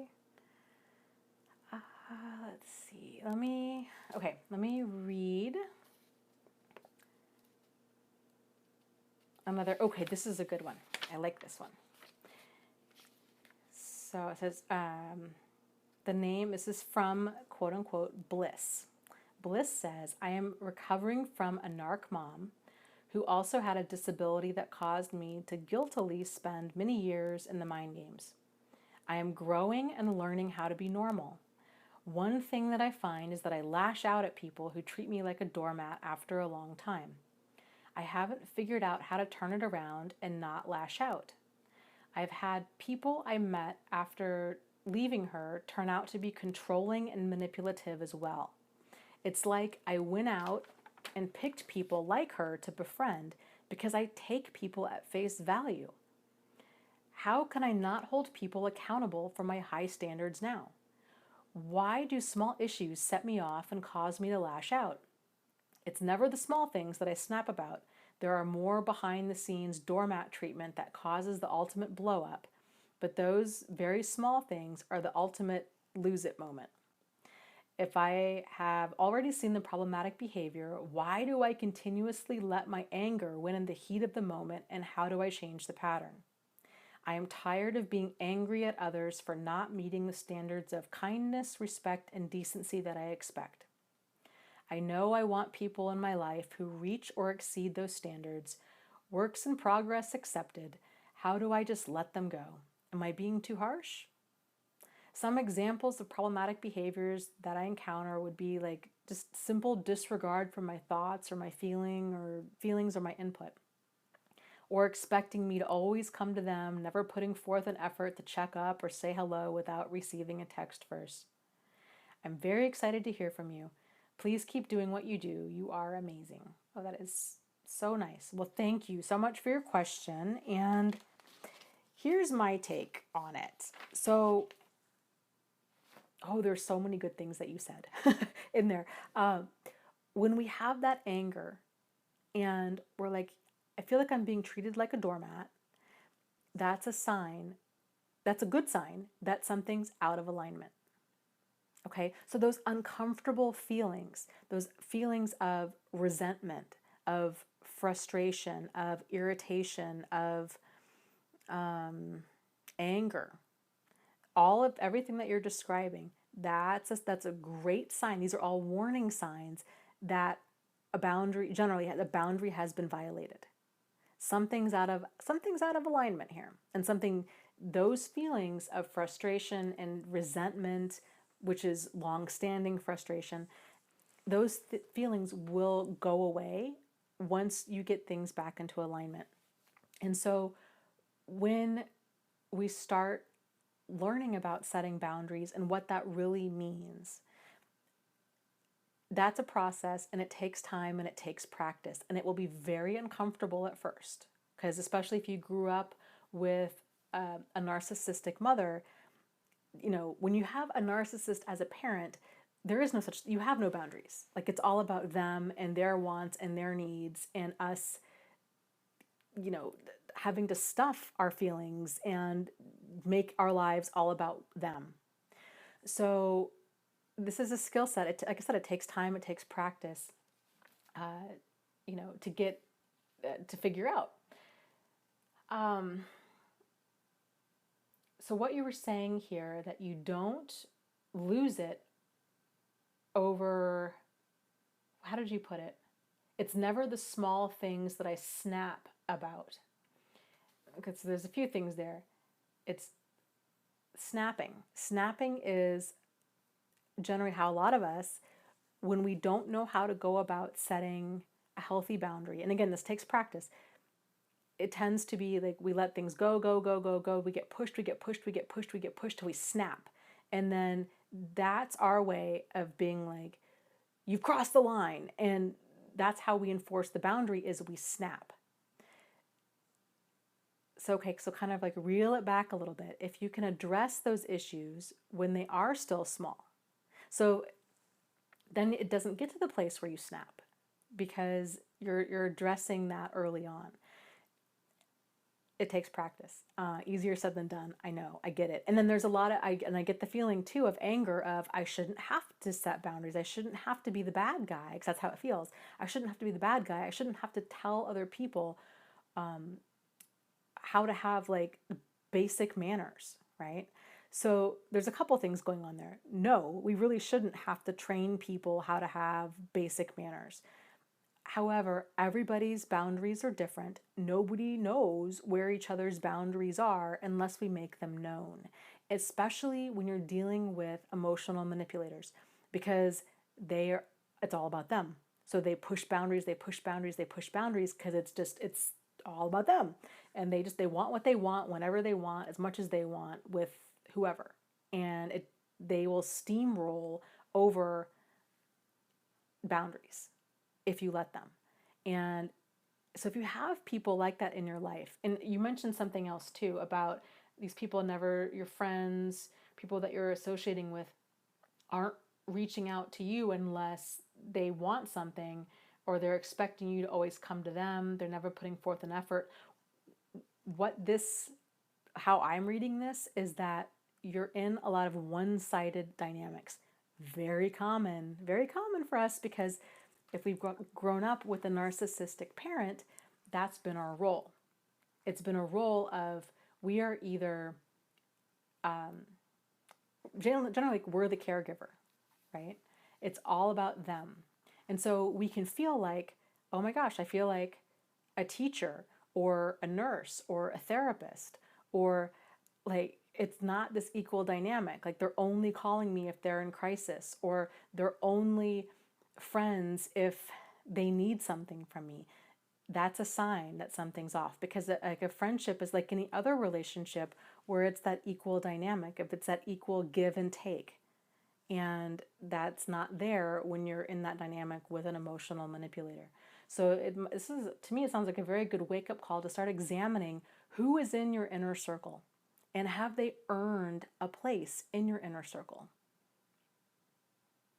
And as we grow and change, this is something I think it's worth saying, as we grow and change, so do our boundaries. Our boundaries, it's not a set thing. It's not like I just built the fence and the fence is there and it's going to be there until I take it down. Boundaries, they ebb and they flow and they change based on the people and the situation and your own, like, kind of where you are in your own life and how healthy you are. The healthier you get, the more in tune you get with yourself, your boundaries are going to like get a lot stronger. And you're just, because you realize how you feel around the wrong people or the wrong situations very quickly. Within like a matter of minutes, you're like, wow, okay, yikes. Nope. This is drama and dysfunction and I gotta go. And you just don't, it's that feeling of like, I gotta get out of here. I feel like I'm being poisoned. It's toxic, because it is.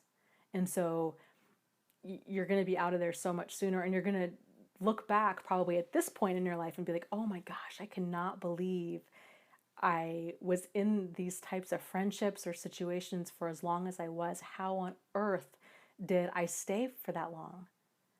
So it's like I said, it's a continual process. It's, it's not like one day we just have amazing boundaries. It's continually setting them and then examining them and then paying attention to how we feel and where we need to kind of tighten things up a little bit, or where we need to loosen things up a little bit, because it's getting your sea legs with your boundaries, and it just takes practice, and it takes time, and it's an ever evolving process. So there was, like I said, there's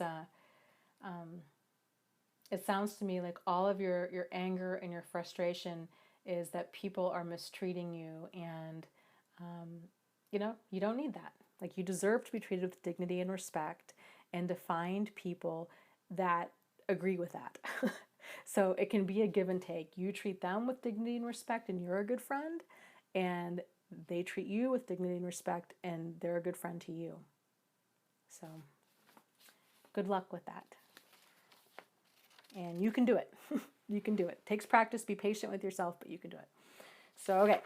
Let's see. Next question comes from Kay. Kay says, what's the best way to heal after being financially abused from a narcissistic relationship? I've been out of this relationship for over 2 years and I've been left with some of his debt and I just can't find a way to get over this and it's causing me stress from time to time. I find myself financially insecure more than ever. Well, I'm not sure kind of, how much debt you're talking about here, kind of, the bigger picture as far as your financial situation goes. If you can, financially, I would call the company first off and see, and if you were married or kind of what the situation was, if any of it is in your name, if it was joint debt, I would contact the creditor. I would explain what was going on. If you don't have a legal obligation to pay it, if your name is not on it, then I wouldn't. I would say you need to go after this guy. Here's his name and number, assuming that doing so is not going to somehow put you in harm's way. If it is joint debt, and you can call the creditor and say, you know what, I financially right now, I can't do this. I can't pay this, and try to work out some sort of repayment plan. And of course, they'll tell you like, oh, you really got to do this, or this is what we can do, or what have you. Like it's okay to do what you can do. So you can tell them, this is what I can do. This is how much I can comfortably afford every month. And frankly, it doesn't matter what they say. Like, your safety, your sanity is top priority in this. And I know that's a hard thing for like so many of us to understand, because it's like, well, wait, what? No, I come last. Like, everything else comes before me. I pay all of my bills, and if that means that I just eat crackers for 2 weeks every month, then that's what that means, because all of my bills get paid first, and my safety and sanity and health and everything comes way last. That's something's really off there. So I would encourage you to figure out what can you comfortably do, because it's important that you are able to sleep at night, that you're able to function, that this is not causing you anxiety or stress, and then to let them know. Like, I'm just going to inform you of how much I'm going to be paying you from every month, because I can't handle this financial stress anymore. It's not up for negotiation. This is what you're going to do. Yes, they might report this to some sort of credit agency. So be it. So be it. Like, deal with that down the road. At the time being, it's your safety, your sanity, top priority. An interesting show that can, I think, maybe give you some peace of mind is if you look up Dave Ramsey. I don't know if you're familiar with his work, but he is kind of like he talks about debt, money and debt, and doing what he calls like a debt snowball, and kind of paying down like your smallest debt first, and then taking that money and applying it to the next one and the next one and the next one. The reason I like his show so much is that he takes calls. He has a radio show, I think a podcast now, but he takes calls from people that from all walks of life. Some people are making, I don't know, $9,000 a year. Some people are making $900,000 a year, and they all have money problems. And again, like, it's like anything else, it's very validating to hear to realize that you're not alone, and to hear the issues and the challenges that other people have. So and to get a plan, because he's very no nonsense. He's very much like, okay, this is where you're at. Let's see, this is a good plan. You let them know what you can do, and putting yourself first. So that's some thought there. But here's another thought for you with debt, because a lot of people, myself included, got stuck with debt from their situation. Most everything, because it takes me a few times to learn a lesson. I bought both Jack and Steve a truck. Yeah. So thankfully, I think Jack repaid me in full over a period of time. Steve, I think he either repaid all of it or like a large part of it, to the point where I was like, I'm just done. Like, I don't need, he repaid enough. I'm good. But there was still a lot of debt that I had to take on, because he left me in a state. I had no job. I had this lease on a new place, and it put me in a bad financial position. What helped me with that was to kind of reframe, reinterpret my understanding of that lost money. Instead of looking at it like this is money that I lost or money that he took from me, I just tried to look at it as this is money that I had to pay as tuition to the School of Hard Knocks. And frankly, if you can learn the lessons in this, meaning you are worthy of being treated with dignity and respect and value, that's the lesson. If you can learn the lesson, then that can be some of the money, the most well-spent money ever. So I would look at it as tuition at the School of Hard Knocks and then just drive on. And we all pay that tuition at some point. Some of us often. Like that, I tend to not learn things the easy way ever. So hopefully you will. Let's see. Let me scroll down here.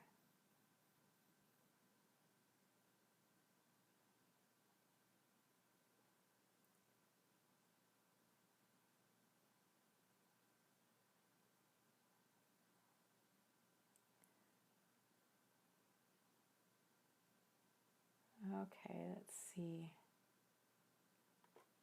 Scrolling. Oh gosh, okay.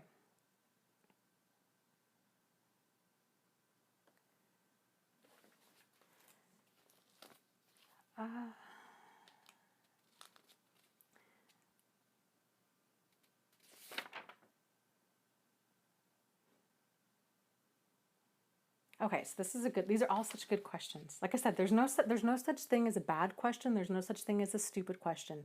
There's questions and there's learning, and that's why we're all here. So here's a good one. This is from, we'll just call her A. A says, my ex-husband is an alcoholic narcissist. I became codependent, taking care of him and living off scraps of what I thought was love. After being thrown out with no money, homeless and jobless with my 2 young children, twice, I finally was able to get a stable life back for me and my kids. It seems like whenever he is alone for a weekend, or if he gets into a fight with whatever random female addict he's seeing, he will call me or text me nonstop, blaming me for ruining his life, and then begging me to come to his house for sex or to take care of him. I was coming to his rescue the first time we split up, only to be blocked and ignored after he would use me. He only wanted me back the first time when he thought I had moved on. Plus, he wanted the tax return money I would have because the kids, due to the fact that he owed, the tax money that he thought I would have. Once it was paid, he raged on me day and night and then forced me out and moved in his new female that he was cheating on with that weekend. He's now trying the same thing again, and I told him I will never come back and I will never see him again and to leave me alone, and I'm changing my number. He said, don't do that, I'll quit bothering you. The next day I got a very long message from his mother who said she's coming to visit him. She lives out of state. And that she wants to see me and my children. This scared me because I do know how manipulative he is, and I don't want to be sucked back in and our lives to be totally chaotic once again. I haven't responded yet. Should I reply? And if so, what should I say? She was very good to me, but she also ignores the fact he's psycho and enables his horrible alcoholic raging fits. Sorry, this is so long. This is tough. So here's some thoughts on this. You made the comment that she was very good to you. I'm going to assume that she's also been very good to your children. If that's the case, and if that's a relationship that is, somewhat beneficial to her and to the children, especially to the children, then I can totally understand like your hesitation and your concern. I think most of us would feel the exact same way. I would see about maybe meeting her in a neutral place. I don't think I'd have her come over to your house, especially since this stuff with your ex is so fresh. Because he might have, if he knew that she contacted you and if he's trying to continue to bother you and antagonize you, he might turn her into a flying monkey. So I would meet her at a neutral third place. That way you can maintain your power and control over the situation. So if he does come along with her or something, you guys can get in the car and leave versus them coming, potentially her bringing him with her to your house, and then you can't get them out of the door. So I think it'd be better neutral third place. You guys can meet for lunch. She can spend time with the kids. You can have like a nice afternoon. Even though she's blinded to his psycho behavior, as you call it, and his raging alcoholism, she doesn't need to accept his behavior in order to respect your boundaries.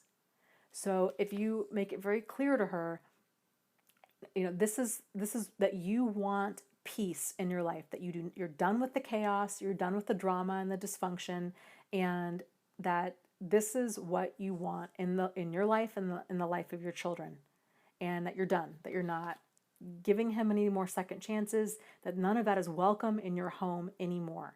And if the discussion kind of goes down that path of, her wanting to spend time with the kids or wanting to take the kids over there, assuming, I don't know what his custody situation is or kind of what that's about, but I would just make it very, very clear. These are the rules for being in our life. Like we love you. You were very good to us. We want you to be in our life, but it has to be in a way that everybody can maintain like their safety and sanity.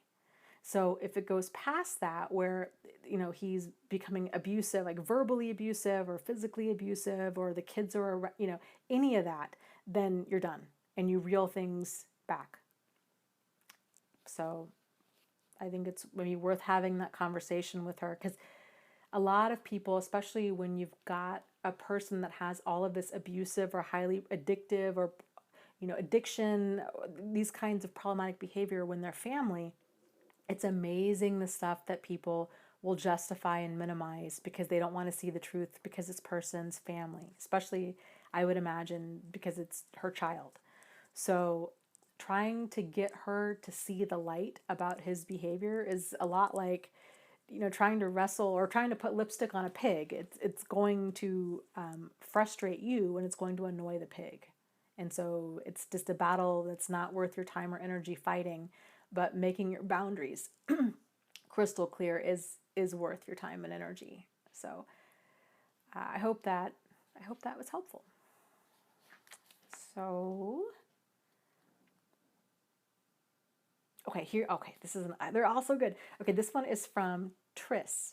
Triss says, I am only a month past finding out the evil person that he is, even though I've quote unquote known him for a long time. I feel like prior to this, I was well aware of who I was as a person, and I was comfortable with that.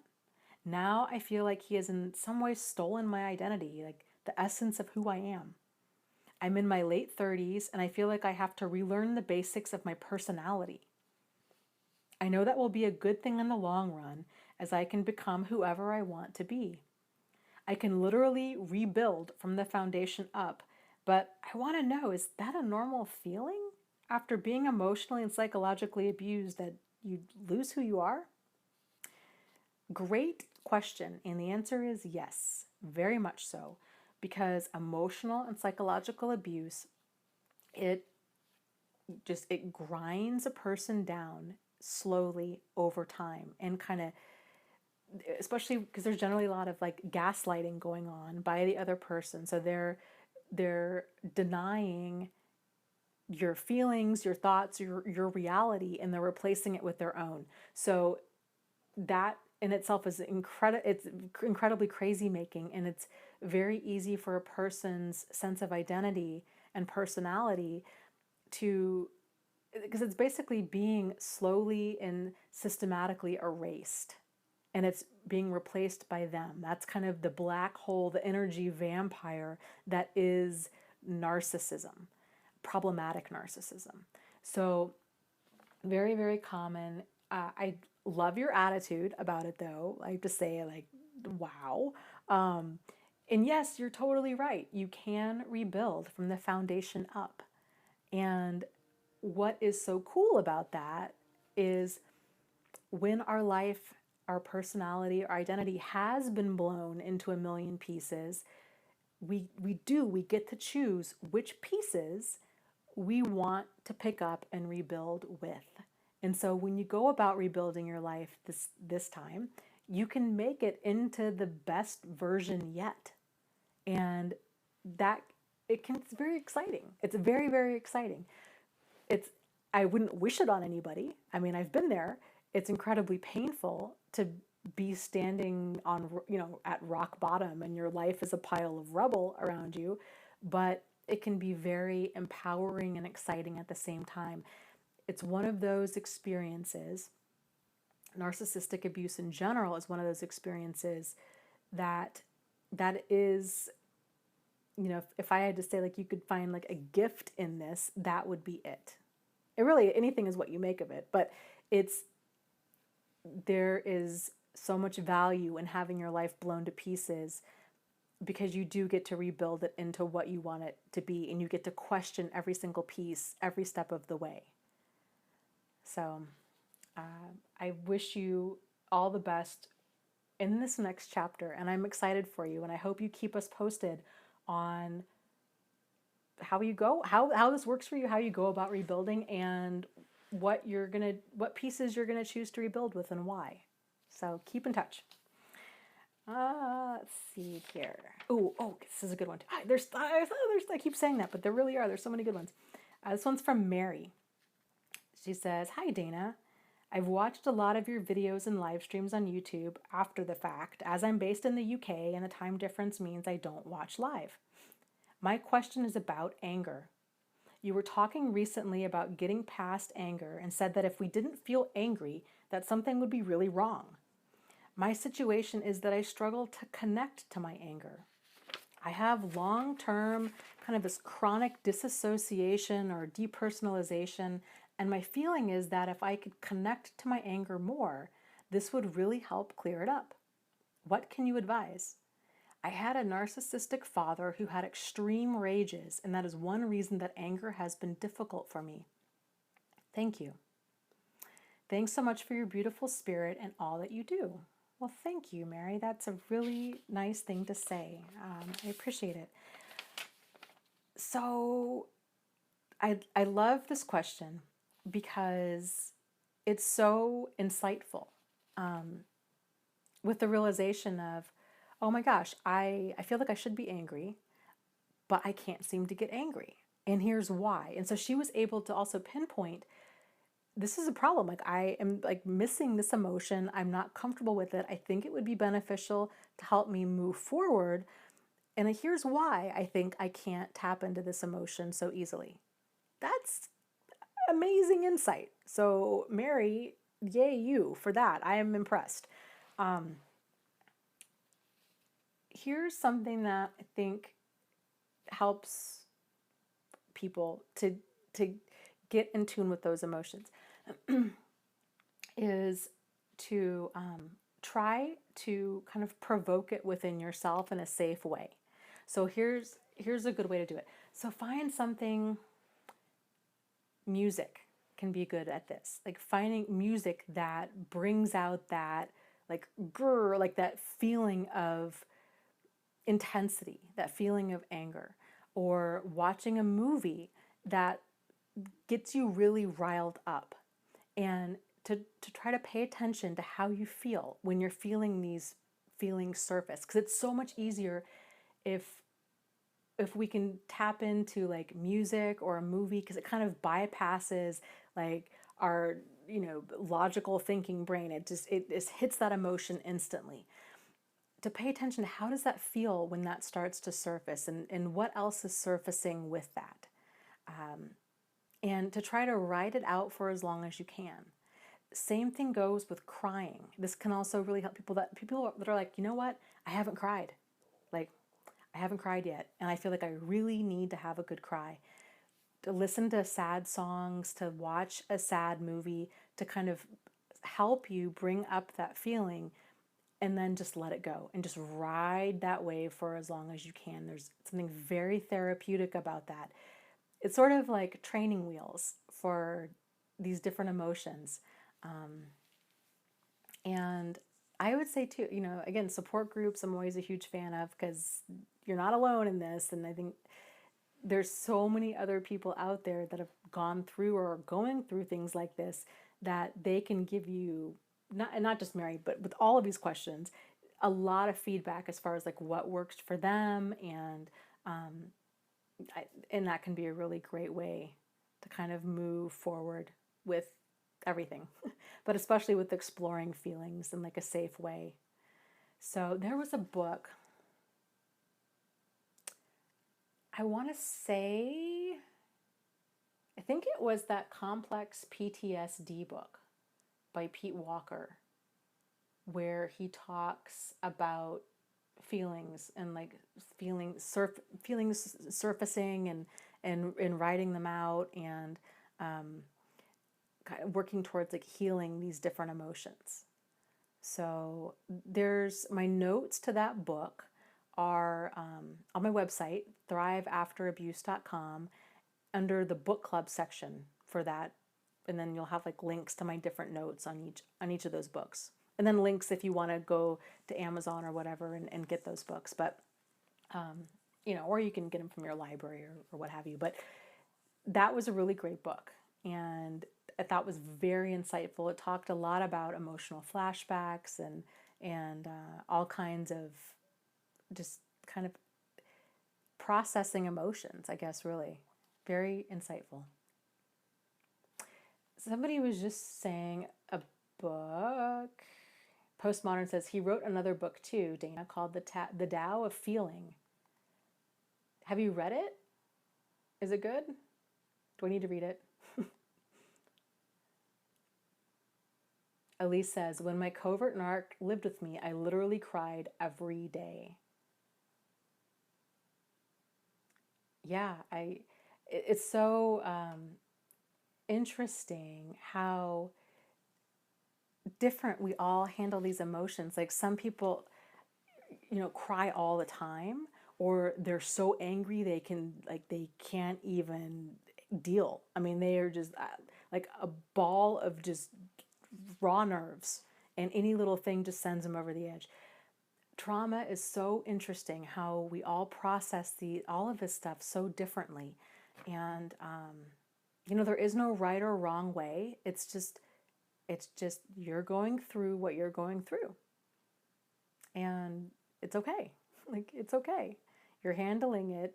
It's like peeling an onion, when we're dealing with trauma and healing from it. There's like just all of these different layers, and we just kind of keep going around and around and peeling back these layers until it's just resolved. So how we might feel about a situation at one point might be very different than how we feel about it, 6 months later or a year later or 16 years later. It's just this kind of evolution of our emotions and processing them and releasing them and understanding them and all of it. Just an ongoing thing. So good luck to you with that. And I guess also let us know if you are able to tap into your anger and what you did and kind of what worked for you and kind of the result of that. I'd be curious to know. So let's see. Trying to kind of read the chat and read these questions too at the same time. Okay, somebody was saying was it the Tao of Feeling was a good book. I guess not a shocker to hear you say that because his other book was so fantastic. So let me write it down. Pen. The Tao of Feeling. We'll have to add that to the book club list. Speaking of book club, so I had written it down in two different places incorrectly. we talked about starting to do these live streams for the book club, and I was gonna do it last week, and then I realized at the last minute that I probably wasn't gonna have very good internet connection, and I'd probably be better off just rescheduling. So then I had said in the description area of the YouTube video that it would be on Tuesday, but then in my group I had said Thursday. So I don't even know. Does anybody want to meet tomorrow for a live stream book club on, what was it, Healing the Child Within? I feel like I did a really, that's not even a feeling, like it's the truth. Like I feel like this is very accurate. Like I know that I did a terrible job promoting this live stream book club thing. I don't even, it's just the learning curve. It just never ends. So if I'm kind of thinking, because I want to keep it on topic with the book, if we should do the live stream for the book club tomorrow, if there's enough people that have read the book that actually want to do book club tomorrow, or if I should do a video about it, and then if there's enough interest in it, because I haven't even, like, hindsight being what it is, I probably should have, gotten some poll together to gauge the level of interest and to see if people really wanted to do this. So, I don't know. I'm open. Like I'm open to ideas. If we want to do it another day, that's fine too. This is, like I said, this is the learning curve to it all. It's going to be kind of rocky at first, but we'll get it. Like I have faith that we'll eventually get on the same the same path here. Postmodern says, I'm thinking starting fresh next week sounds good. Sylvie says yes tomorrow. Shell says, how do you spell Tao? It's T-A-O, but it's pronounced D-A-O. Confusing, I know.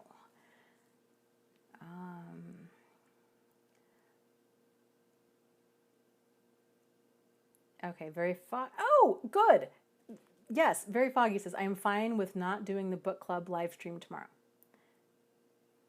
You were the one person I know was excited about the book club, and that I wanted to make sure that I'm so glad to see you here, because I knew that you were looking forward to this, and I wanted to make sure that we got that down so we could do that. For the people that have read the book and do want to be there for the live stream, when? Like when would you like to do it? I can pretty much do it any night after I get home at 5. We can start at, I need to eat dinner, so like 6 o'clock-ish. Okay, Postmodern said maybe next week, since we didn't have a chat last week and now everybody knows and we can prepare. Very Foggy says, I am excited about it, but not so much this book. Okay. Kevin says, does this book club have a name, like Oprah's book club? It does not, but it could. we could have it be called something. The Book Club of Awesomeness? Just throwing that out there. The Book Club of Awesome Books. The Book Club, I don't know. We'll have to take a vote. We'll figure it out. Let's see. Limitless says, hi all, sending hugs and kisses. I've been sitting here and listening and reading you all tonight. Okay, Lily, that's a great question. Says, what are the signs that someone is dangerous and may hurt you? Let me stop the chat. So let's talk about that one, because that's a good one. And that's a really important one. I would say probably, frankly, probably the number one sign that somebody is going to hurt you is that you feel or you're questioning that somebody might hurt you. It's that intuition. It's that gut feeling of something is off. They might not have done anything. They might not have said anything. It just is that funny feeling that you're in danger. That I would say is the number one thing to listen to. It doesn't matter. It does not matter. We talked about this a few weeks ago. Somebody had mentioned an assessment, like a danger assessment at a domestic violence shelter that they had heard about that kind of gauged whether or not a person was dangerous. Any assessments that you're seeing out there, this is kind of the unintended consequence of those, is that there's a margin of error, first of all, right? And second, they're just kind of gauges to be pointers of problematic behavior. So even if the person is, oh gosh, I just almost pulled everything off this desk. Hold on a second, let me fix the camera. Okay, even if this person is not registering on an assessment scale of any kind as problematic or dangerous, even if other people are like, I don't get it, I don't think that they're dangerous, if it's that feeling that you're in danger, odds are it's because you are. So I especially if, so with that said, okay, I would definitely go with that because you know your situation the best. If they have made threats to you, if they have a history of violence, if they have a history of aggression, if they have flat out said, like, I'm going to hurt you, I'm going to do these things, I am a big fan of taking that kind of stuff very seriously and erring on the side of caution. And again, there's no shortage of people out there that'll be like, oh, you're overreacting, or he said this a million times, or she has never done anything. It doesn't matter. It doesn't matter. I'd rather a person, call the police 12 different times and have nothing happen than not call the police that one time that something does happen. Or, you just do what you need to do in order to feel safe. Because even if they're all talk, there's still a lot of damage that can be done if you're continually walking around feeling like your life's in danger or that they're going to be dangerous to you. So this kind of goes back to when I say about keeping yourself safe and sane, they're both equal. There's physical safety, and then there's that emotional and mental sanity. They're both equally important. So doing whatever you need to do to keep yourself physically safe, but also doing whatever you need to do to keep yourself emotionally sane during this. And then again, like, only you know your situation best, but I would kind of turn inward and ask yourself, what do you need to do in order to feel safe and sane? That might be, calling the police and seeing if they can do extra patrols around your house. It might mean quitting your job. It might mean moving. It might mean changing your last name. It might mean changing your phone number. It might mean installing security cameras. It might mean it might mean any number of things to you. And again, only you have that answer, but I would encourage you to err on the side of caution when it comes to stuff like that. And you're not making a big deal out of things. If you feel like you're in danger, it's generally because you probably are. So take that seriously, okay?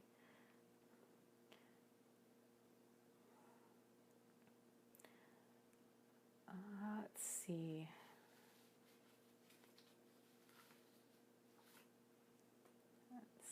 There was a question. Somebody had made a comment about nausea. Yes, okay, David, great comment. He says, wow, I've always wondered why my stomach gets sick during the stress of that craziness. So what you're describing is what's called a visceral reaction. And the word visceral comes from the word viscera, which means organs. So we're having a reaction within our organs, a visceral reaction. The most common visceral reaction is nausea and vomiting. And so when it's that feeling of intense stress and or something's really off and it's that wave of nausea that passes over us, that visceral reaction is this is just so, and there's just our bodies are just so interesting.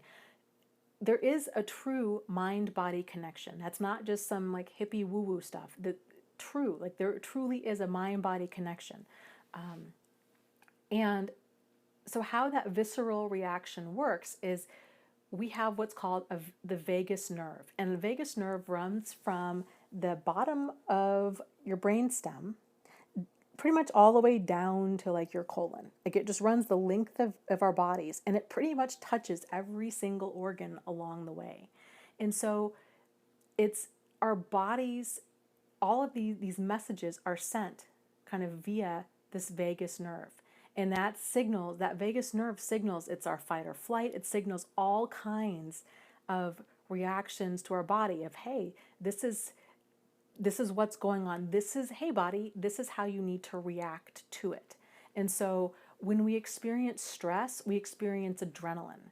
And that is that fight or flight mechanism kicking in. So when we experience that fight or flight, it's very common. People, in extreme times, they can wet themselves. So it's like you're voiding your bladder, you're voiding your bowels, you're vomiting, like you're getting rid of everything that's in your body. There's reasons for this. It's because basically digestion stops. Again, like the body is an amazing thing. So your body prepares itself to fight or flight in so many ways, not just anxiety and getting stressed out, but there's all of this other stuff going on inside of us. So when we start having some of these reactions, or the feeling of like shock, like blood rushing from your system, it's generally because the blood is literally rushing from your system. It's going to all of your most important, it's going to like your trunk, it's going to your most important organs to keep you safe, because it's processing that there is a threat.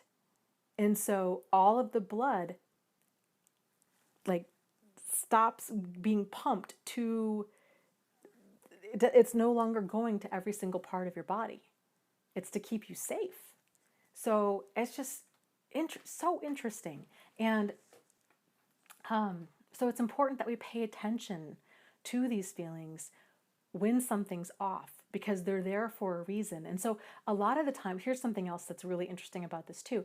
So when we're having these visceral reactions and we don't know why, it's because we technically have three brains.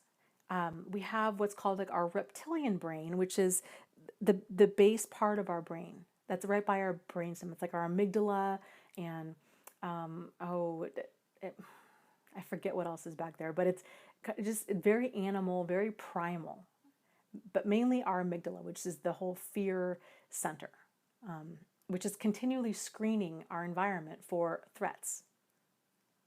And it lets us know when we're in danger. That's its job, letting us know when we're in danger. Then we have our like mammal brain, or sometimes it's called like the dog brain.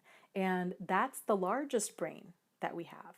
So it's all mammals have this mammalian brain. It's the emotional brain. And it's, like I said, the majority of our brain. The front part of our brain is what developed last. If you're,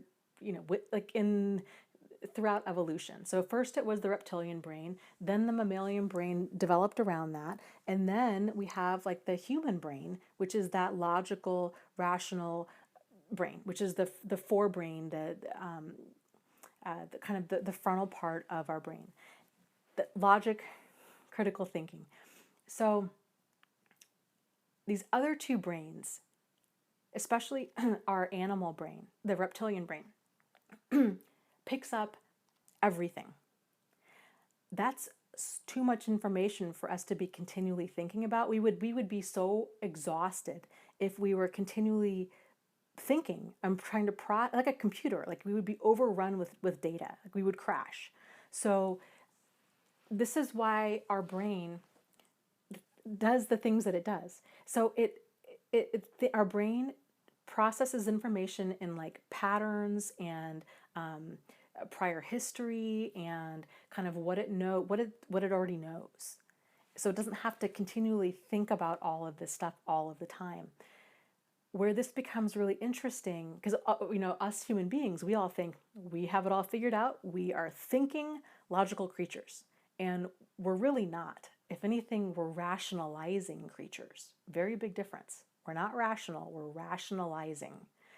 So if something is going on, if we have that funny feeling that something's off, it's because the other two areas of our brain, the reptile or the emotional brain, survival brain or emotional brain, have picked up on something that our logical, rational brain is not able to process.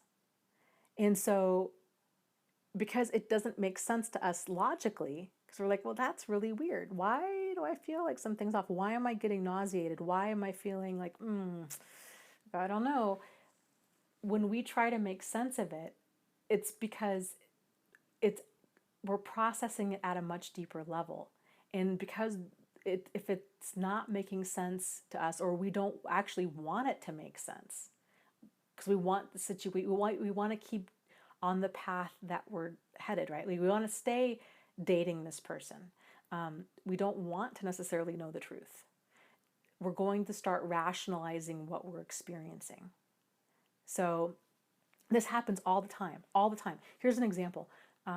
This was about a year or so ago, and I came home late at night, and I really had to go to the bathroom. Like, I should have gone when I left my friend's house. I didn't. I really, really had to go. I get home, and my front door is wide open. Like, not just unlocked, but like had swung open. Now, mind you, it is like in the middle of the night. It's late. It's like 2 or 3 in the morning. I really had to pee. And my first thought was, you know what? I bet I just didn't lock it. I thought I shut it all the way, but I didn't. And so I bet it's fine. I'm just gonna, because I really got to go to the bathroom. But then I thought, with this website, the stuff that I do, and the threats that I've gotten, that's a bad idea. Like I just have a funny feeling, and I need to err on the side of caution. Even if nobody's inside my house, even if I forgot to lock the door. And I went back out into my car. I called the police. I was embarrassed because I'm like, it's probably nothing. My house is a mess. Anyhow, I don't want them seeing it, and I've really got to pee. And they came over, and of course, they checked it. Thankfully, everything was fine. But that's how that kind of stuff happens. Like, that's how quickly we can rationalize stuff that we shouldn't rationalize. So if you feel like something's off, even if you can rationalize it, it's just good to err on the side of caution. So, and just kind of to show like how that can kind of happen with us. So especially if you're feeling like a visceral reaction about something, because that's your body, it's your brain really trying to get your attention to say something is off, something is off. And the longer we go with ignoring that, the louder those feelings tend to get, and the more intense they tend to become, to where we can't deny them anymore. Every single thing that our body is doing, all of our emotions, all of our physical signs, especially the uncomfortable ones, like discomfort, pain, frustration, irritation, inflammation, like all of these things, like physical and emotional wise, they're designed to actually keep us safe. They're working in our highest and greatest good. It just doesn't feel like that at the time when, we're in a lot of pain, emotionally or physically. It's there to protect us. It's there to say, hey, don't do this. This is not for you. This is not what you're supposed to be doing. It's guiding us to get back into alignment. So if we can kind of start reframing how we understand that physical pain, that emotional pain, it like really starts working towards our highest and greatest good. And that's really cool. That's when you really know that you're living an authentic life. You're living in balance of how you feel and what you know, and just things are just really on track. So, okay, let's see. Hey, Doug is here.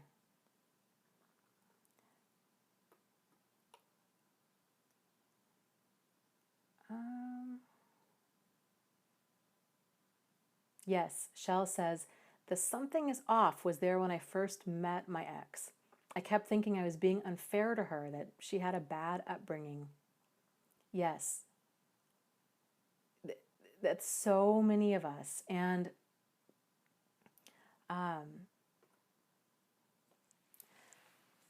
it's, we tend, like, again, hindsight's always 20/20, but it's that feeling of something's off, but I don't want to be rude. I don't want to seem judgmental. I don't want to be too harsh.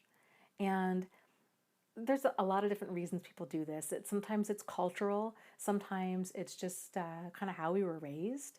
Sometimes it's, we're so used to putting other people and their thoughts and feelings ahead of our own for whatever reason that we're just used to that. So, but it's a problem. And it oftentimes takes experiencing pain from something not working out for us to realize, oh, like, I didn't realize that this was a problem. I didn't realize that it was okay for me to not to come across as rude if that meant that I feel like I need to keep myself safe. So it's just lots of stuff here, you know. But at the end of the day, it's okay. It's okay and it's healthy for all of us to do what we need to do in order to keep ourselves safe and sane. And even if other people don't agree with us or don't understand, that's okay. They're entitled to their opinion. We don't have to justify it. We don't have to try to convince them. We don't have to apologize. That's fine. You can think whatever you want to think. Wish you light and love. Goodbye. Like, it's not up for debate because it's your life. This is not a democracy. Like, people, we don't need to all vote on what we think your best course of action should be. Like, it's totally okay for you to you do what you want to do. Like, you are the captain of your ship. Like, other people don't need to be okay with what you do.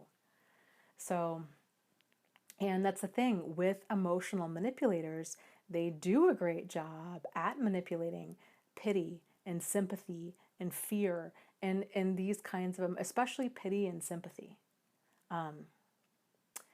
There was a great movie. I'm not into scary movies, but I watched a semi-scary movie on Halloween. It was called Let Me In, and it was an older vampire movie. And like I said, I can't normally handle gore or scary movies at all. It wasn't, I mean, it was a little gory, but it wasn't as bad as like what is normally out there. And what I really liked about that movie, hold on just a second here, is it was a really great spin on a vampire tale. The main character, spoiler alert, it's good. It's a good movie if you can handle vampire movies and that kind of stuff.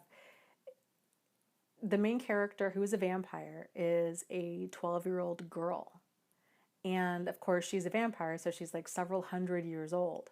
So she's not really 12, right? So physically she's 12, but emotionally, mentally, she's like 400. So other kids her age, people in general, right, do not stand a chance against her. She's a master manipulator. She's been refining her skills at being a predator for hundreds of years.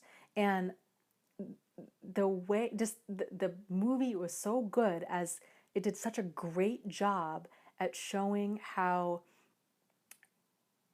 emotional manipulators go about being predatory. And I really, like, of course, I liked that angle from the movie because I just thought, wow, they just nailed this. The book, I mentioned this earlier tonight, The Gift of Fear.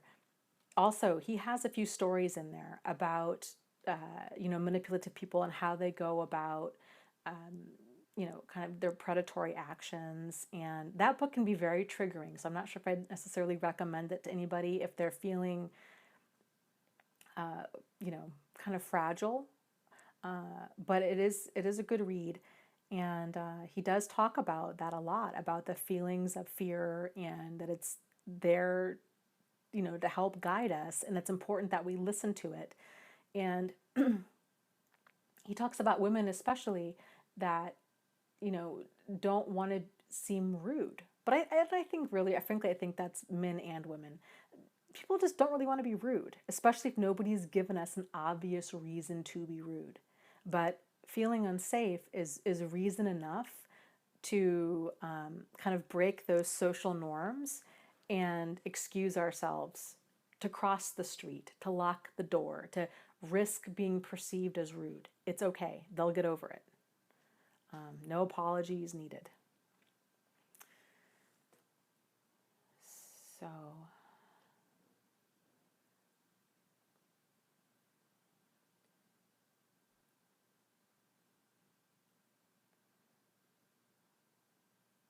yes, Truth Seeker says, love bombing is one of those things that I pray all people in this broken world come across this knowledge that it's actually a red flag. Yes, I agree completely. That's, man, I tell you, that was so crazy making for me with the two guys I was tangled up with. Was I just, not only did I not see it as a red flag, I saw it as a really positive thing. Like, wow, they're so attentive and they're just so interested, and they just seem so certain that I am the one for them. Even though we've only been talking for a few hours, we've only gone out on a few dates, they're already telling me that they love me. We're already talking about like getting so serious, and I'm, what's wrong with me? Why can't I just rush in like this? Why can't I be so certain like they are? Maybe I have low self-esteem. Like maybe I, have some sort of these unresolved issues, instead of just really paying attention and being like, nope, I feel like something's really off. This is not normal. Healthy people do not move this fast. There's something off here. It's not healthy. It's probably the number one sign that you're dealing with a covert abuser or a sociopath of any variety. Narcissist, sociopath, psychopath is that intense charm. And charm and rushing of intimacy and, all of it. Here's something else. I think I talked about this a long time ago about rushing intimacy. So when I say that, it's not just sex. It's everything.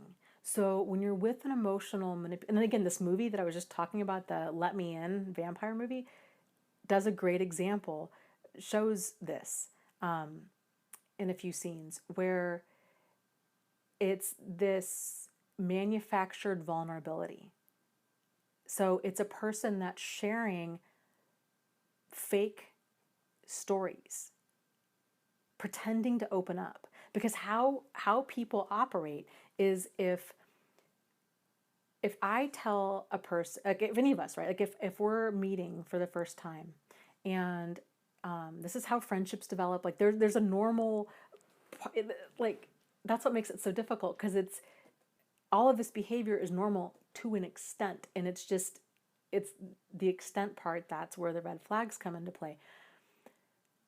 When people are bonding, getting to know each other and bonding, it's very normal. So if you tell me a story about you, right, like your parents divorced when you were a certain age, or something happened to you, some sort of story with emotional depth, what most other people will do is, this is kind of like a subconscious thing, is that they will match a story at an equal level of emotional depth.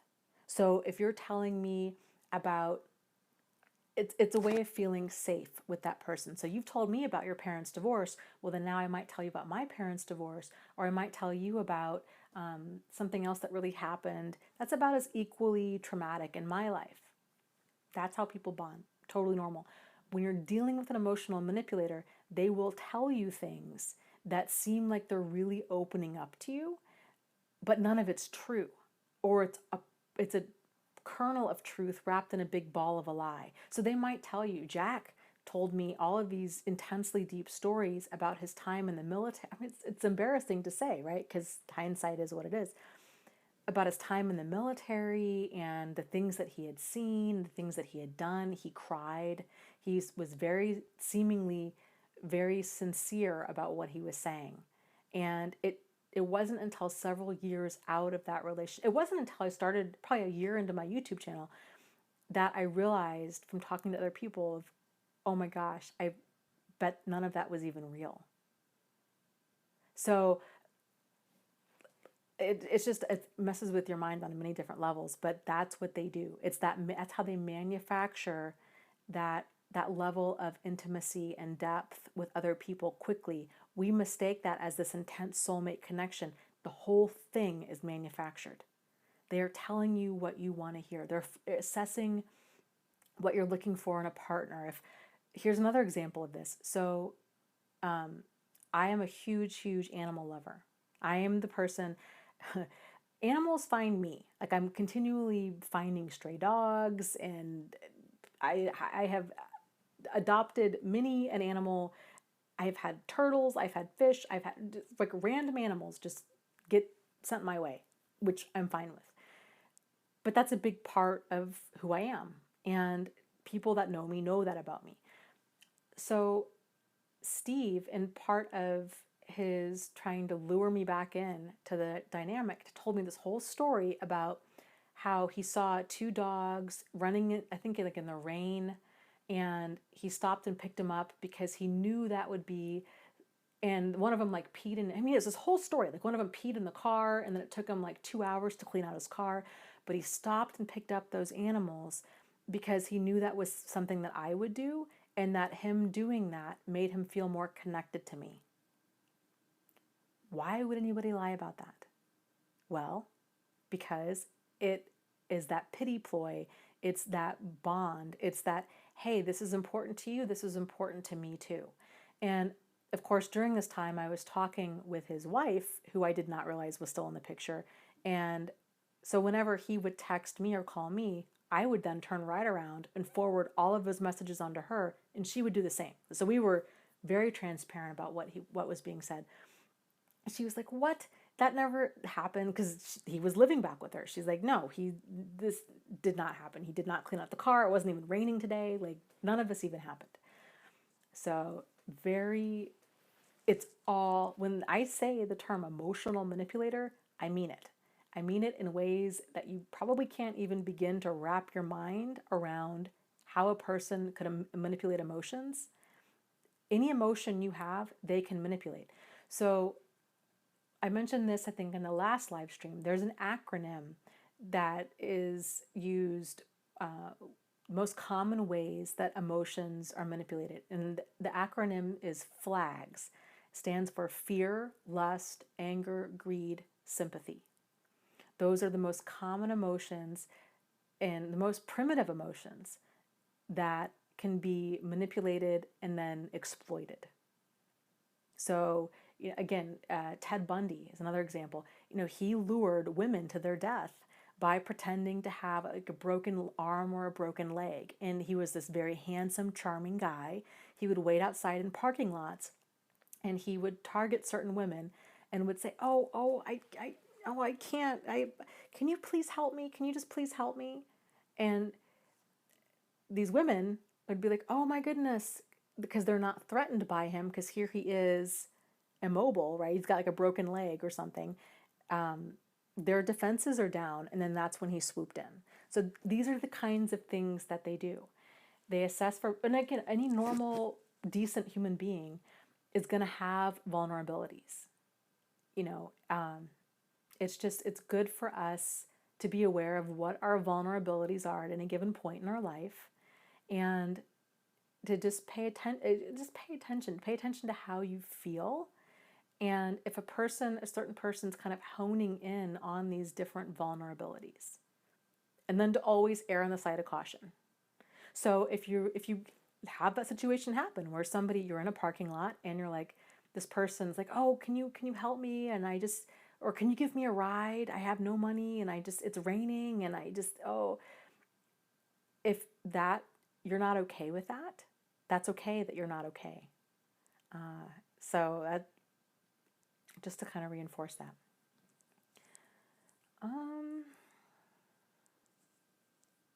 And they will try every single angle. So if evoking fear doesn't work, and fear, that could mean not just physical safety, but if you're afraid of being alone, if you're afraid of getting divorced, if you're afraid that they're going to take all the money, if you're afraid they're not going to pay child support, they're going to feed that fear. Okay. Lust, if it's been a long time since you've had, this, I don't even want to say it's intimacy because it's not, you've had affection or attention from somebody. That's where that love bombing comes in. It feeds into that lust and it feeds into those feelings of feeling important, like you are being valued. Fear, lust, anger.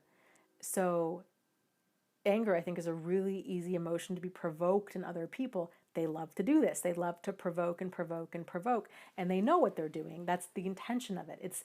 That's why they say things that are really rude, really hurtful.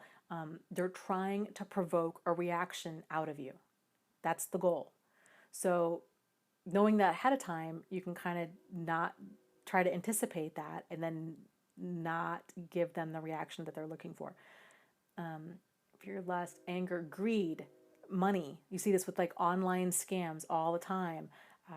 Bernie Madoff, invest with me and you're going to get a 20-something% rate of return on your investment. And even though things weren't adding up, things were being squirrely, payments were getting missed, all of these signs were kind of there, but people were holding on to hope because to actually deal with the signs meant to accept the fact that there's a problem. And that's a really hard pill to swallow when you've got your life savings on the line. It's easier to stay in denial than it is to actually sometimes see the truth. Sympathy is, love, guilt, friendship. I've known you for 30 years. How can you do this to me? Or I really want to work on our relationship this time everything's going to change. And don't you care? Don't you love me? Don't you want to make things work? How can you just walk away? I feel so intense towards you. I've never felt this way with anybody. I know that I can overcome this with your support. And so then if a person decides to leave, then they feel like a jerk because they're walking out on this person who needs them, right? They're relying on you to feel that way. It's intentional. It's manipulation at its finest. So let's see. Let me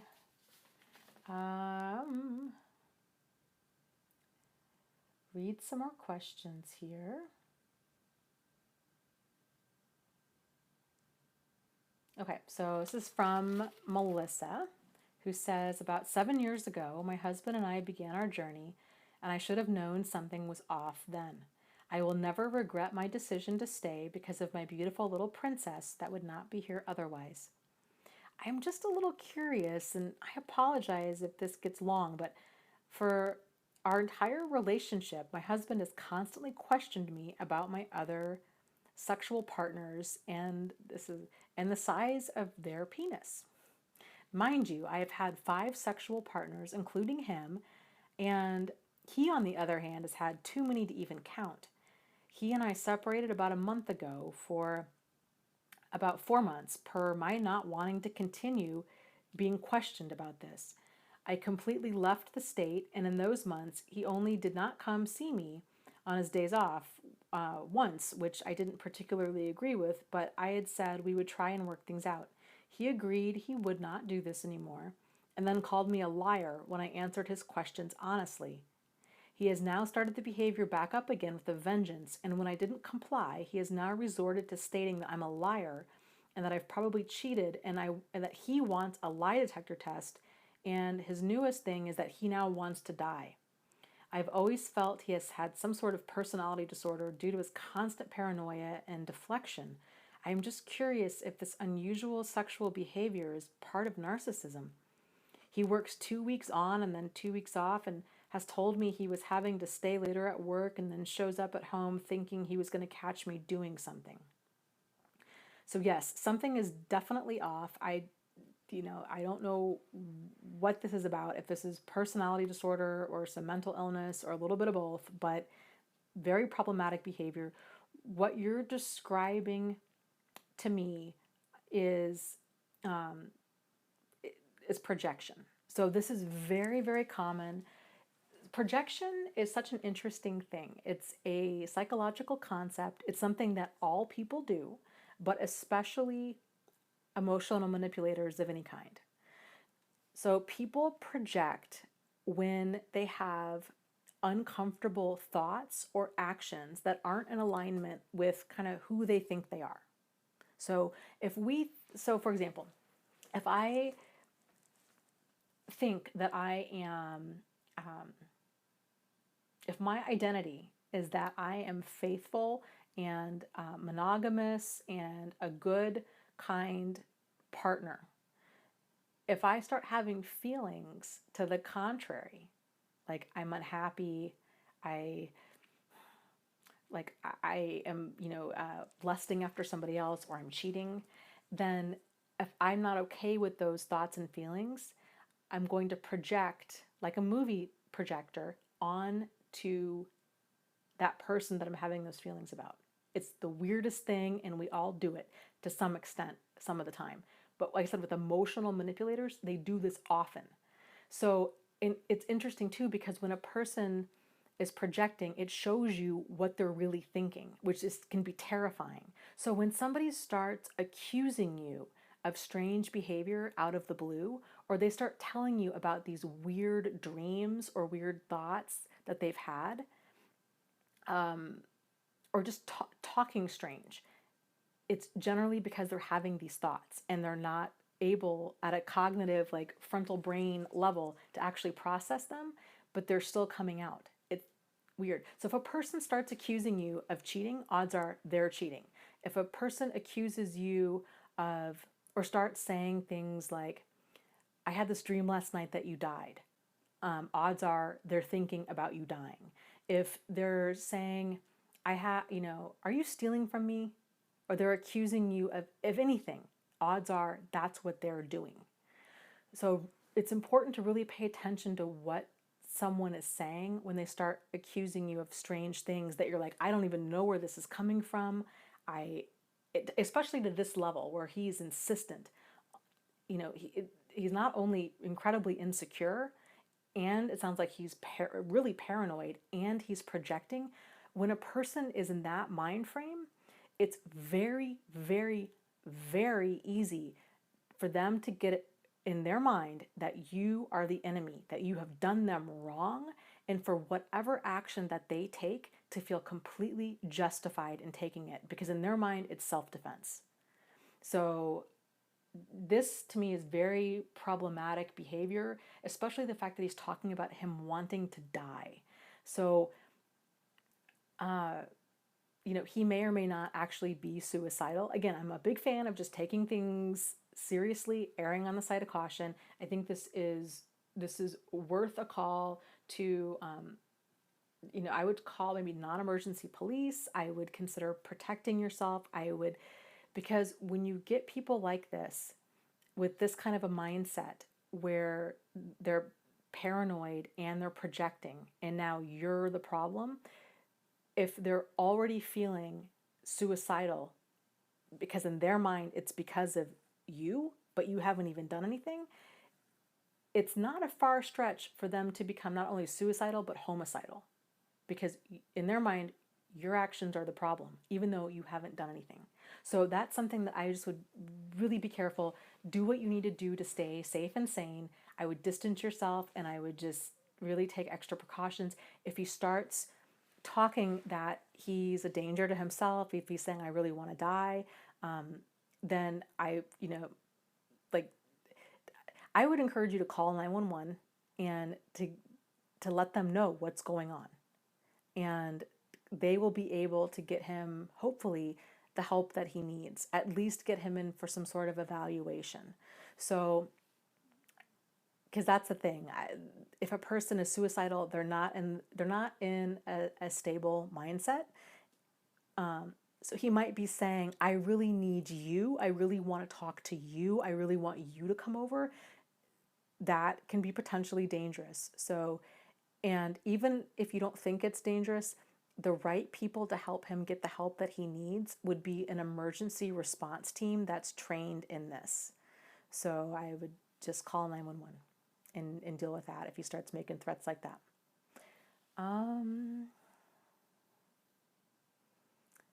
So let's see. No More asks, how many times have you heard of murder suicide? Quite a few. I think it's actually pretty common with. I would be curious to know the stats on that. But then again, too, here's my thing with like stats is I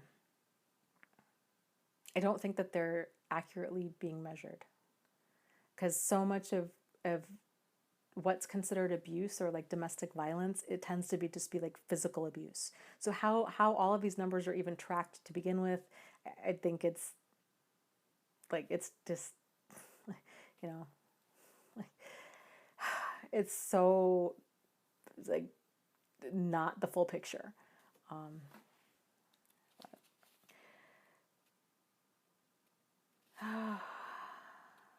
Let's see.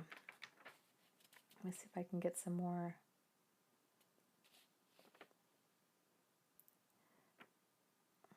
Questions in here.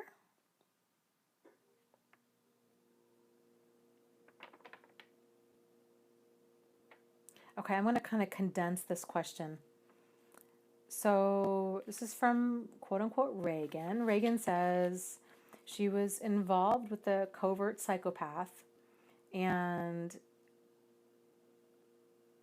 who they shared this interest in ancient history of the world. He said he was pretty quick to paint a really dark picture of humanity as a bunch of ignorant, sheep-following, Lucifer-worshipping, baby-eating cabal. And he painted himself as the white knight on the bright side of things, while his relatives were on the dark side, and that she was exposed to some really disturbing stuff in the conversations that they had, and began to go on and on about how this dark, evil energy and how it was everywhere and it was throughout society. And she said that she now feels like that she has PTSD and she's scared. She's scared when she walks around and she sees churches with any type of like scary figures, like gargoyles or scary lions or any of these things on them. And she says, I feel like these are all signs that he's right and that there's just a lot of evil in the world and that the world's coming to an end.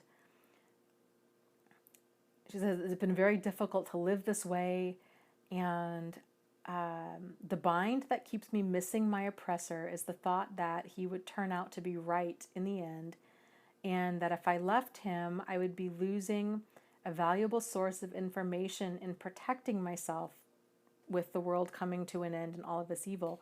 She says, which I know is crazy because he was the one who was oppressing me and gaslighting me and manipulating and lying and acting aggressive, etc. She's like, but he was also a really brilliant scientist, and I just have a hard time reconciling how somebody can be so intelligent and so sick at the same time. Please help. I want so much to move on and get my positive, optimistic self back. So this is, wow, really, really interesting. And I'm so sorry that you went through this.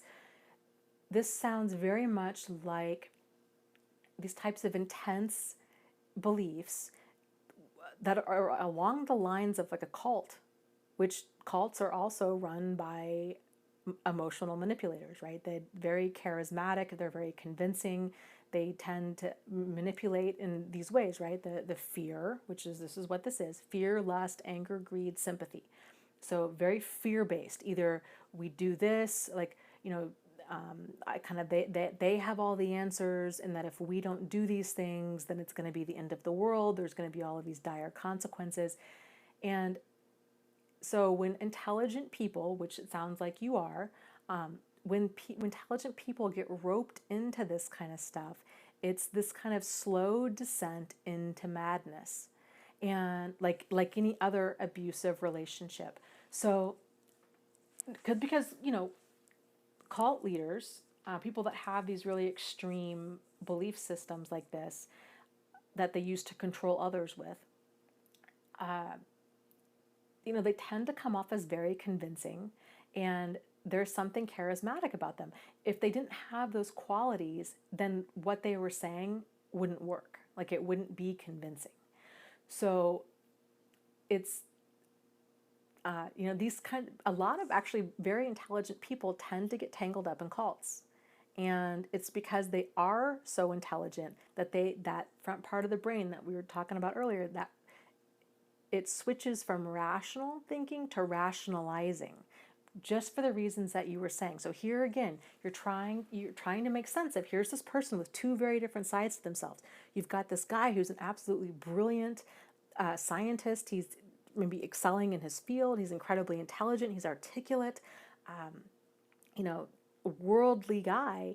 But then you also have the same person, this person who's got a lot of really far out beliefs. And it's hard to reconcile the two. So that's where a lot of that confusion comes from, that cognitive dissonance, and it's just a slippery slope into these things. I really am thrilled that it sounds like you have a lot of clarity about that his behavior is problematic, that his mindset was problematic. And what to me is most promising is that you're able to see that that is his reality, and that was your reality as well, that he was able to actually manipulate you and suck you into accepting his reality as your own, but that now you can see that there are in fact, two very different realities. There's this reality that he has with a lot of these conspiracy theories and these fear-based, end of the world kind of stuff. And then there's your reality that is, I'm optimistic, I'm happy, I think this stuff is pretty far out there, I think this guy's a pretty sick guy. So your reality, I'm thrilled. That's like half the battle, is reclaiming power and control over your reality again. So you've got that down. That's awesome. That's a huge, huge first step. So with moving forward in this and trying to kind of deprogram yourself, because that's what this is. That's what really any abusive relationship is to separate yourself from this abuser who has been able, with the gaslighting and the psychological abuse and the emotional abuse, they've been able to twist and shape a person's reality and their perception of everything, of themselves, of other people, of the world at large, into what they want them to think. It takes a while to deprogram and to kind of unbrainwash yourself back into who you are or who you used to be. So because you used to be positive and optimistic, I would encourage you to try to surround yourself with that. Because again, our brain is a funny, funny thing. And what we tend to focus on, we see more of. So for example, you were talking about how he was saying these are all of these different signs, and that, see, these are these gargoyles on churches, and this is what this means, and this is the sign for the end of the world, and evil and destruction and all this and all that. Because he was feeding you that so often, it's very normal and understandable that you would start to see these kinds of things everywhere. It's sort of like when we go to buy a new car, right? So if you go to buy a red, Mustang, and then you're on the lookout for a red Mustang, that's the car you really want, and you've been researching it and you've been thinking about it and you go and you buy a car that's a red Mustang. Now, next thing you know, you start seeing red Mustangs everywhere, or maybe even just Mustangs in general everywhere. And you're like, my goodness, what is going on? Did everybody in my neighborhood start buying Mustangs? And the answer is no. They've always been there the whole time, but that hasn't been on your radar the whole time. So remember, I was talking about earlier how our brain filters information based on what's important to us. And so it blocks a lot of the stuff out. So we don't see, so when we're driving down the road, we don't see every single car, right? We just see traffic. But if we see something, if something is important to us, let's say like, for example, if we want to buy a red Mustang, that is important to us, we're going to start seeing that. If we see, let's say if your abuser drives a certain type of car, odds are you're going to see that type of car in traffic as well. If some other type of significant event happens around something significant, let's say, I don't know, you see on the news that there was a bank robbery and they were driving a blue pickup truck, you might start seeing blue pickup trucks everywhere. This is very common. This happens to everybody. This is why police, when they announce certain details of a crime or a bank robbery or whatever, they're flooded with calls. People think that they see this stuff everywhere when in fact they really don't, but they're on the lookout for it. So very, very interesting stuff. Just as a side note, real quick, with kind of just a little bit of trivia. This is not necessarily the sign of the end of the world, but a lot of churches, especially the older churches, especially like in Europe, that have a lot of this scary, intimidating, dark kind of icons or statues like gargoyles and, this intense imagery outside. The reason for that was because back then people couldn't read.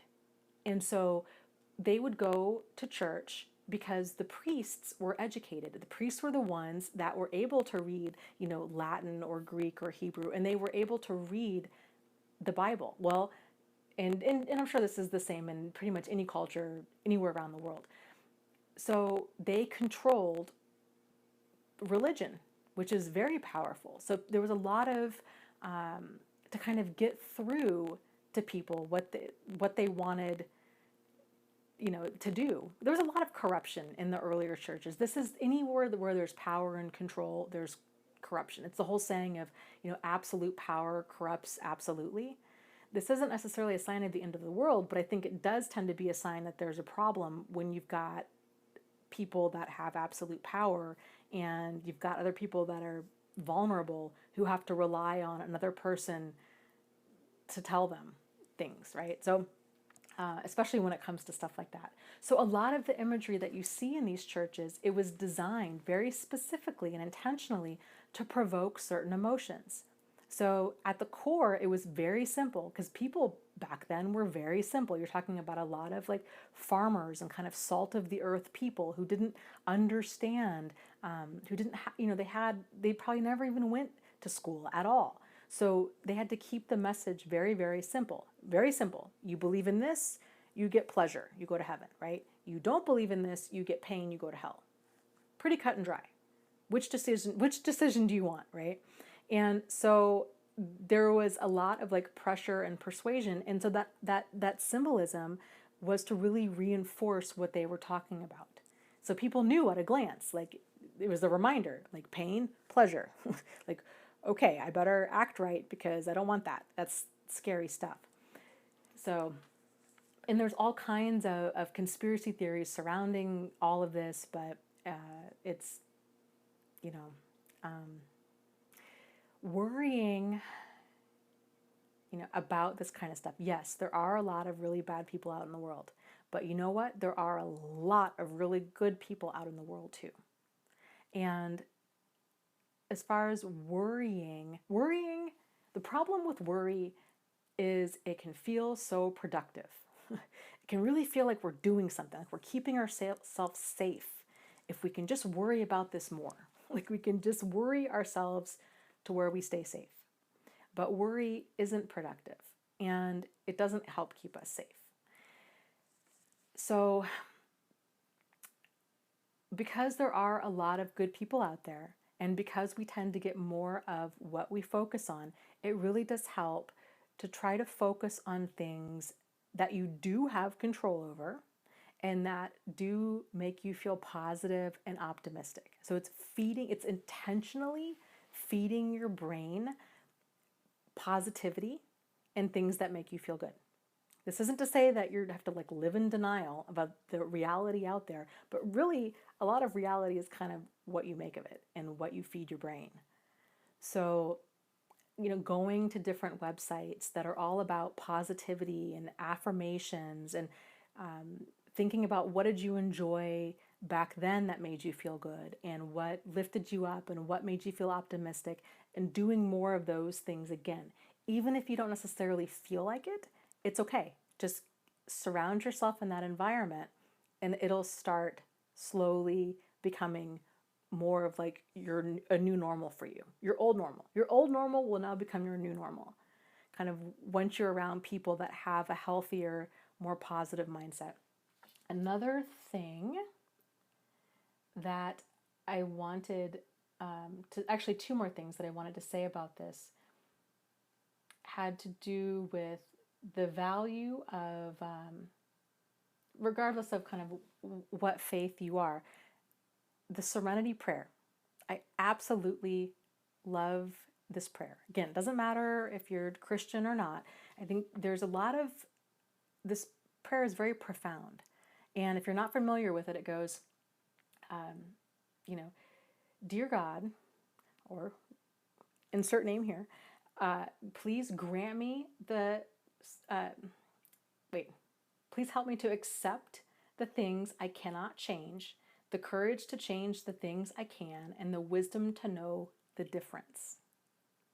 And then to focus on having the courage to change the things that you can and to focus on your environment. Another thing that I think might help with all of this is to get a mantra, to get a mantra. So when you are starting to feel that anxiety rise and you're like, okay, I'm starting to feel like all of his reality and his belief system come back, to develop some sort of like power phrase that you can repeat to yourself that can help kind of ground you and keep you calm and focused. So it might be something like, I absolutely believe that something good will happen to me and through me today. That's a good one. Or, I believe that things are always working out. Or, I believe that there are lots of good people in the world. Or, I am not easily impressed, stressed, or intimidated. So take some time to reflect and find some words that resonate with you. And you can always change it. You can change it several times every day if you want. But find something that helps to ground you and then move forward in that direction. So, all right, here's one. Question from Carrot. It says, good morning. I have a very practical question. I blocked my narcissist from Facebook, but before I did, I didn't remove my comments from his profile. I now know that I should have done this. I can unblock him, but it takes 48 hours to make another blocking possible. I am afraid of these 2 days that it could work as breaking no contact. Are deleting my comments worth that risk? Should I unblock him and delete my comments and then block him again? Thank you for the job that you do. Best wishes. So, okay, well, I would say looking at it in terms of like risk versus reward. So if you think that blocking or breaking no contact is going to somehow put you at risk of like getting sucked back in again or kicking up the drama or whatever, then it's not worth it. So if it was me, I would say I cut your losses and drive on and just don't worry about it. Just don't even worry about it. So my 2 cents. it's not worth it. Not worth your sanity.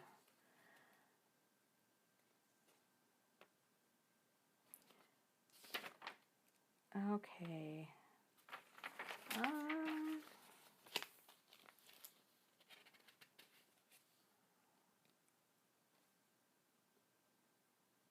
Salon is talking about becoming a tougher empath. And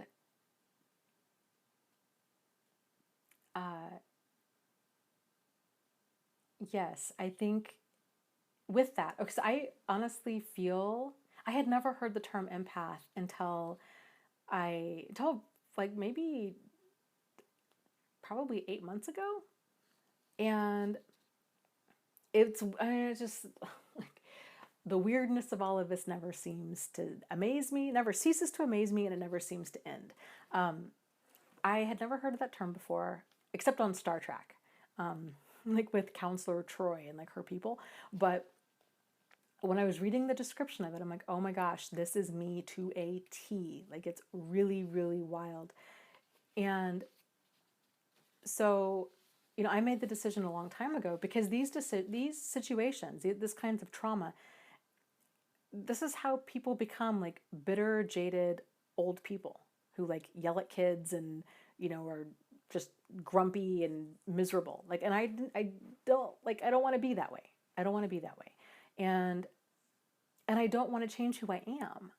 I don't want to like not smile or not laugh or not talk to people. Like I still want to be myself, but I had to figure out a way to be myself, but to be able to still protect myself. And I think that's a struggle that a lot of us that have these empath traits struggle. The struggle is real. And, it's kindness without boundaries is codependency. Kindness with boundaries is strength. That is true strength.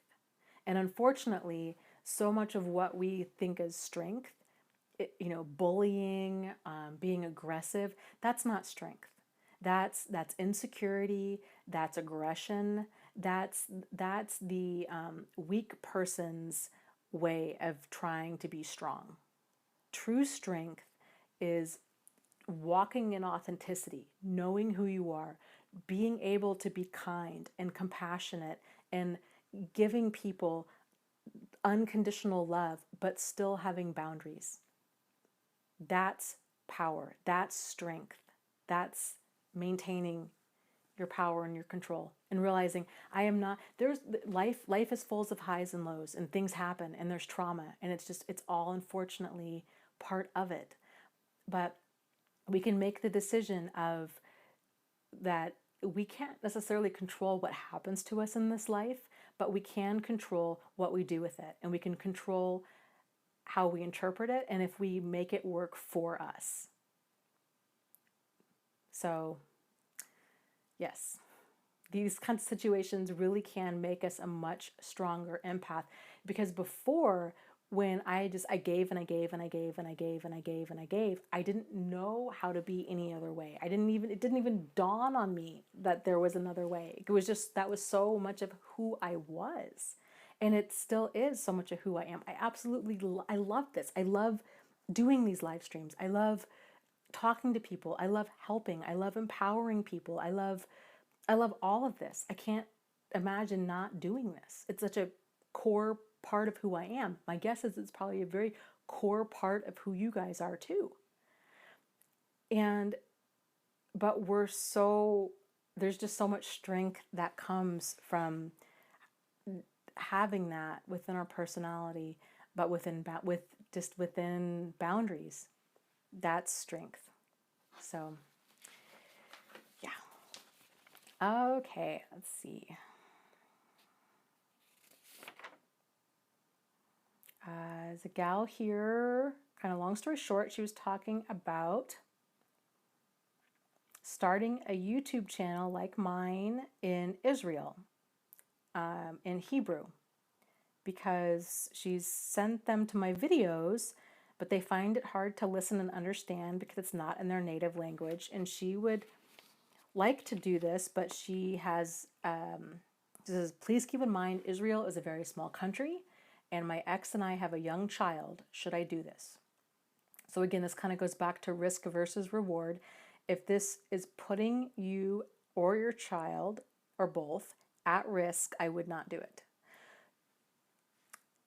If you still, or at a minimum, I would not do it in the way that I did it. So I would not show your face. I would not use your real name. I would create totally different accounts for everything. I would just not have anything to where it could be tied back to you, where this could come bite you. So, yeah, that's what I would do. If you wanted to create a YouTube channel, just do it as anonymously as possible. I wouldn't share stories about your past. Again, I would not tie anything to you. When I started my YouTube channel, I was not that familiar with YouTube. I had watched like a few YouTube, like Eckhart Tolle primarily was about it on YouTube. That was my experience with YouTube. I like was not into all of this. I didn't anticipate anybody watching my videos. I didn't know anything about anything. I didn't know about subscribers. I didn't know how to get messages on Facebook or on YouTube. I didn't know about comments. I just didn't know a lot. I didn't know anything. And it's been a really intense and dangerous learning curve. So I would highly recommend to not do it the way I've done it, because then it's hard to undo that. Like once your real information is out there, and once you're, you've got the names of people, you've got true stories.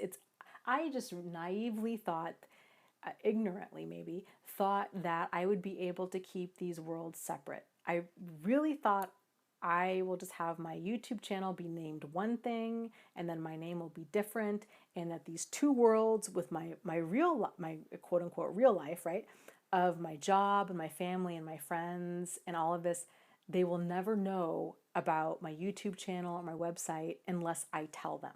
That's what I thought.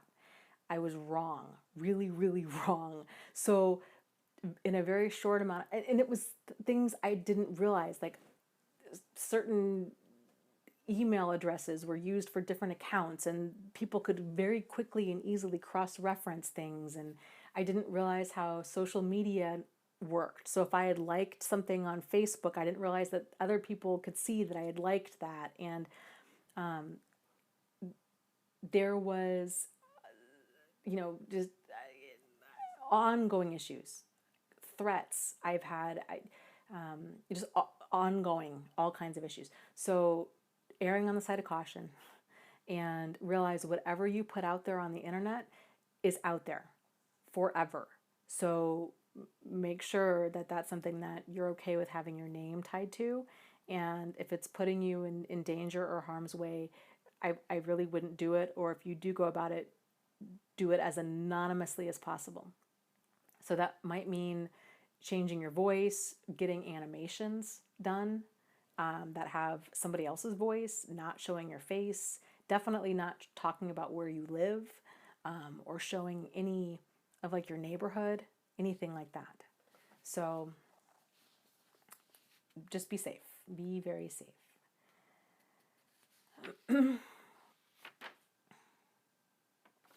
Okay, I think that's a lot of the questions. What were we doing?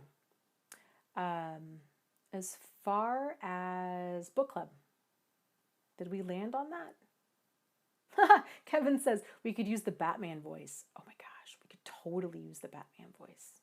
Yes, please do the Batman voice.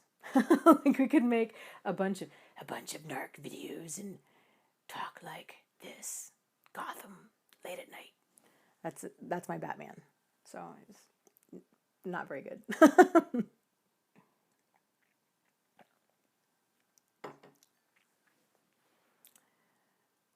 Let's see. I don't know if we'd landed. Okay, so if you want to do book club and you want to do the live stream book club starting soon. This is take 3. It's like I'm trying to make this happen.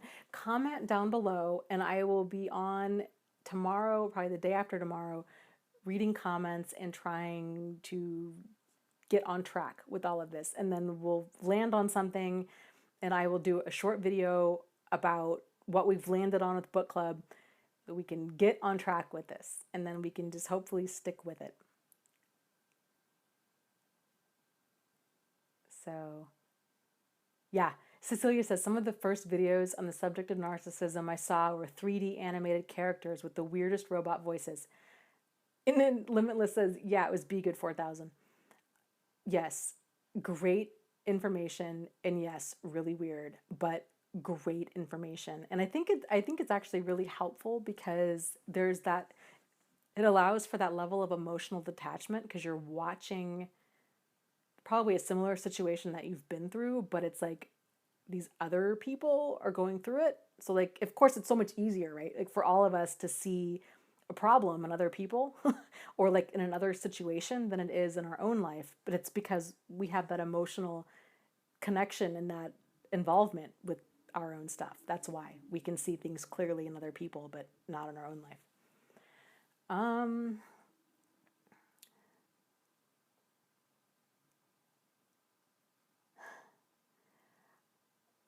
Truth Seeker says that she loves my Batman voice.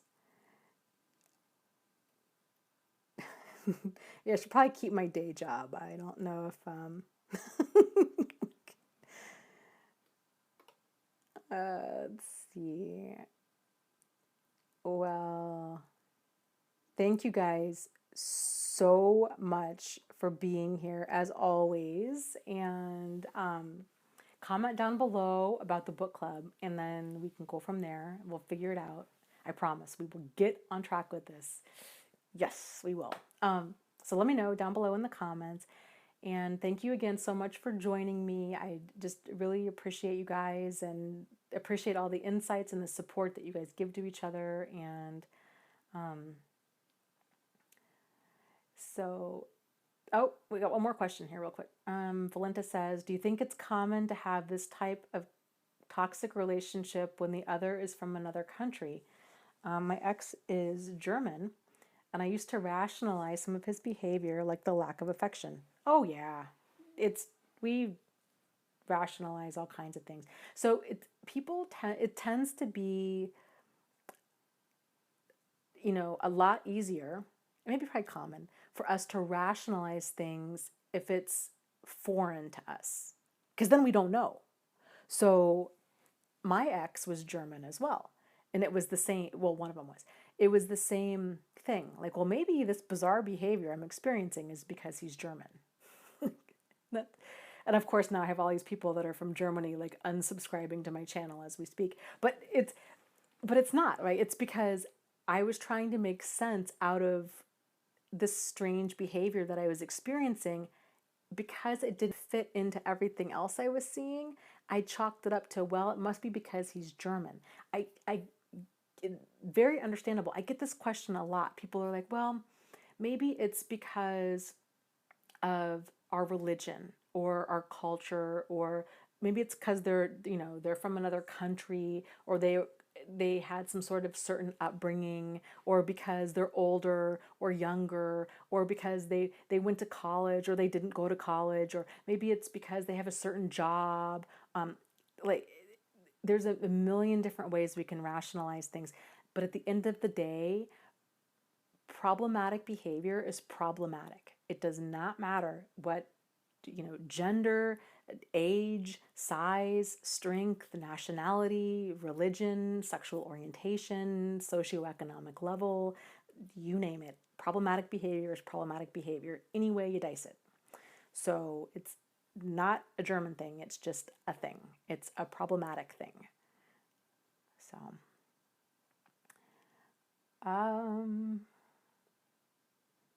let's see. Oh, we've got Martine says, I have a confession to make. Well, that I have to know like now before I sign off. What's your confession? I'm really hoping that you have to confess that you have like buried treasure somewhere, or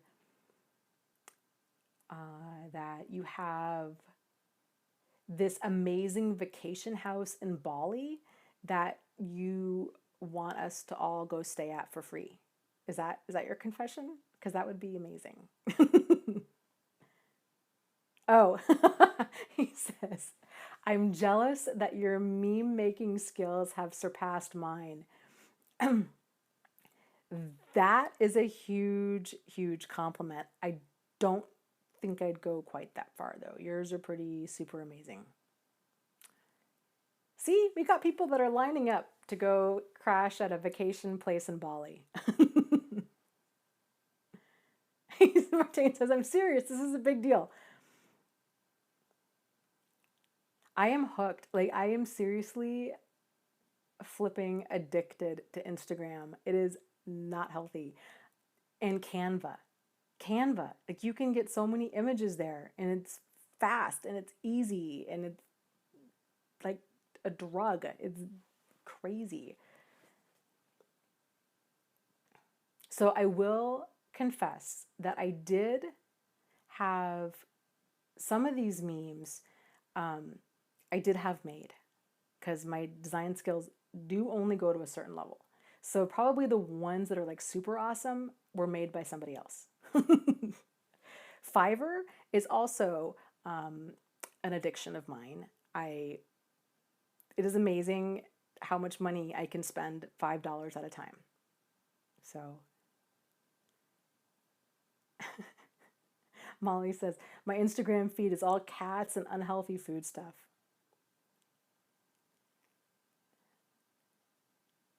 He says, oh, really? Yes, that's my confession. She is a gal. I want to say her name is something like, I am a blogger is like her name. She's probably in her late 20s, early 30s, and I know she speaks Spanish, and I think she also said has a degree in psychology. So, so they might be hers. But mine have come a long way. Thank you. Thank you very much. I try. Postmodern says, now I'm going to have that Batman voice stuck in my head. I know, it's kind of fun. I actually do randomly talk in a Batman voice, which is really strange that even came up. Just saying. So it is kind of fun. I do have a lot of different voices. Said that was great, like seriously awesome. Yeah. Talking in Cecilia says she's practicing her Batman voice now. How funny would that be if we were like the Batman book club and that was the criteria? Could you imagine like new members? They're like, oh yeah, we're here for like narcissistic abuse. And we're like, yeah, I'm sorry. We only talk in Batman voices. They would be like, yeah. How do I get out of here?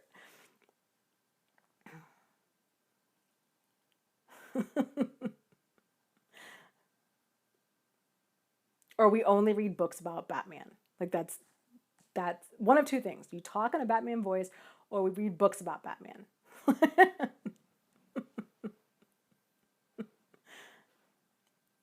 So, okay, I am signing off. I've got to get to bed. And it was really great. I just really enjoy you guys. So I'll get on here tomorrow, talk about book club, think about it, think about a name, think about a date and time.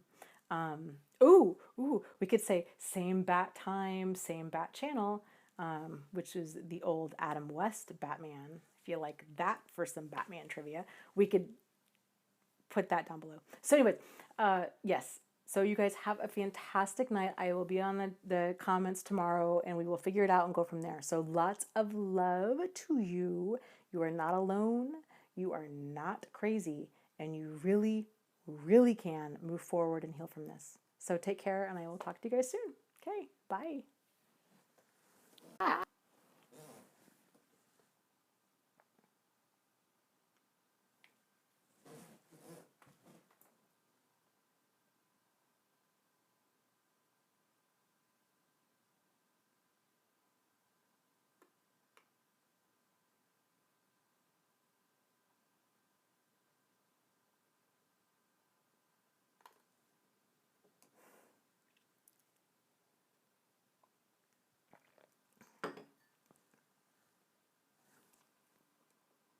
Is this on? Is this still on? I can't even tell. I think it is. I'm still broadcasting. Okay. And this is my squeaky chair. I was just thinking, I'm like, that probably just sounds awful. Oh my God. Okay. Yes. Now I'm really signing off. Me and my squeaky chair are signing off, and I need to go get a non-squeaky chair. Okay. Good night. For real. Bye.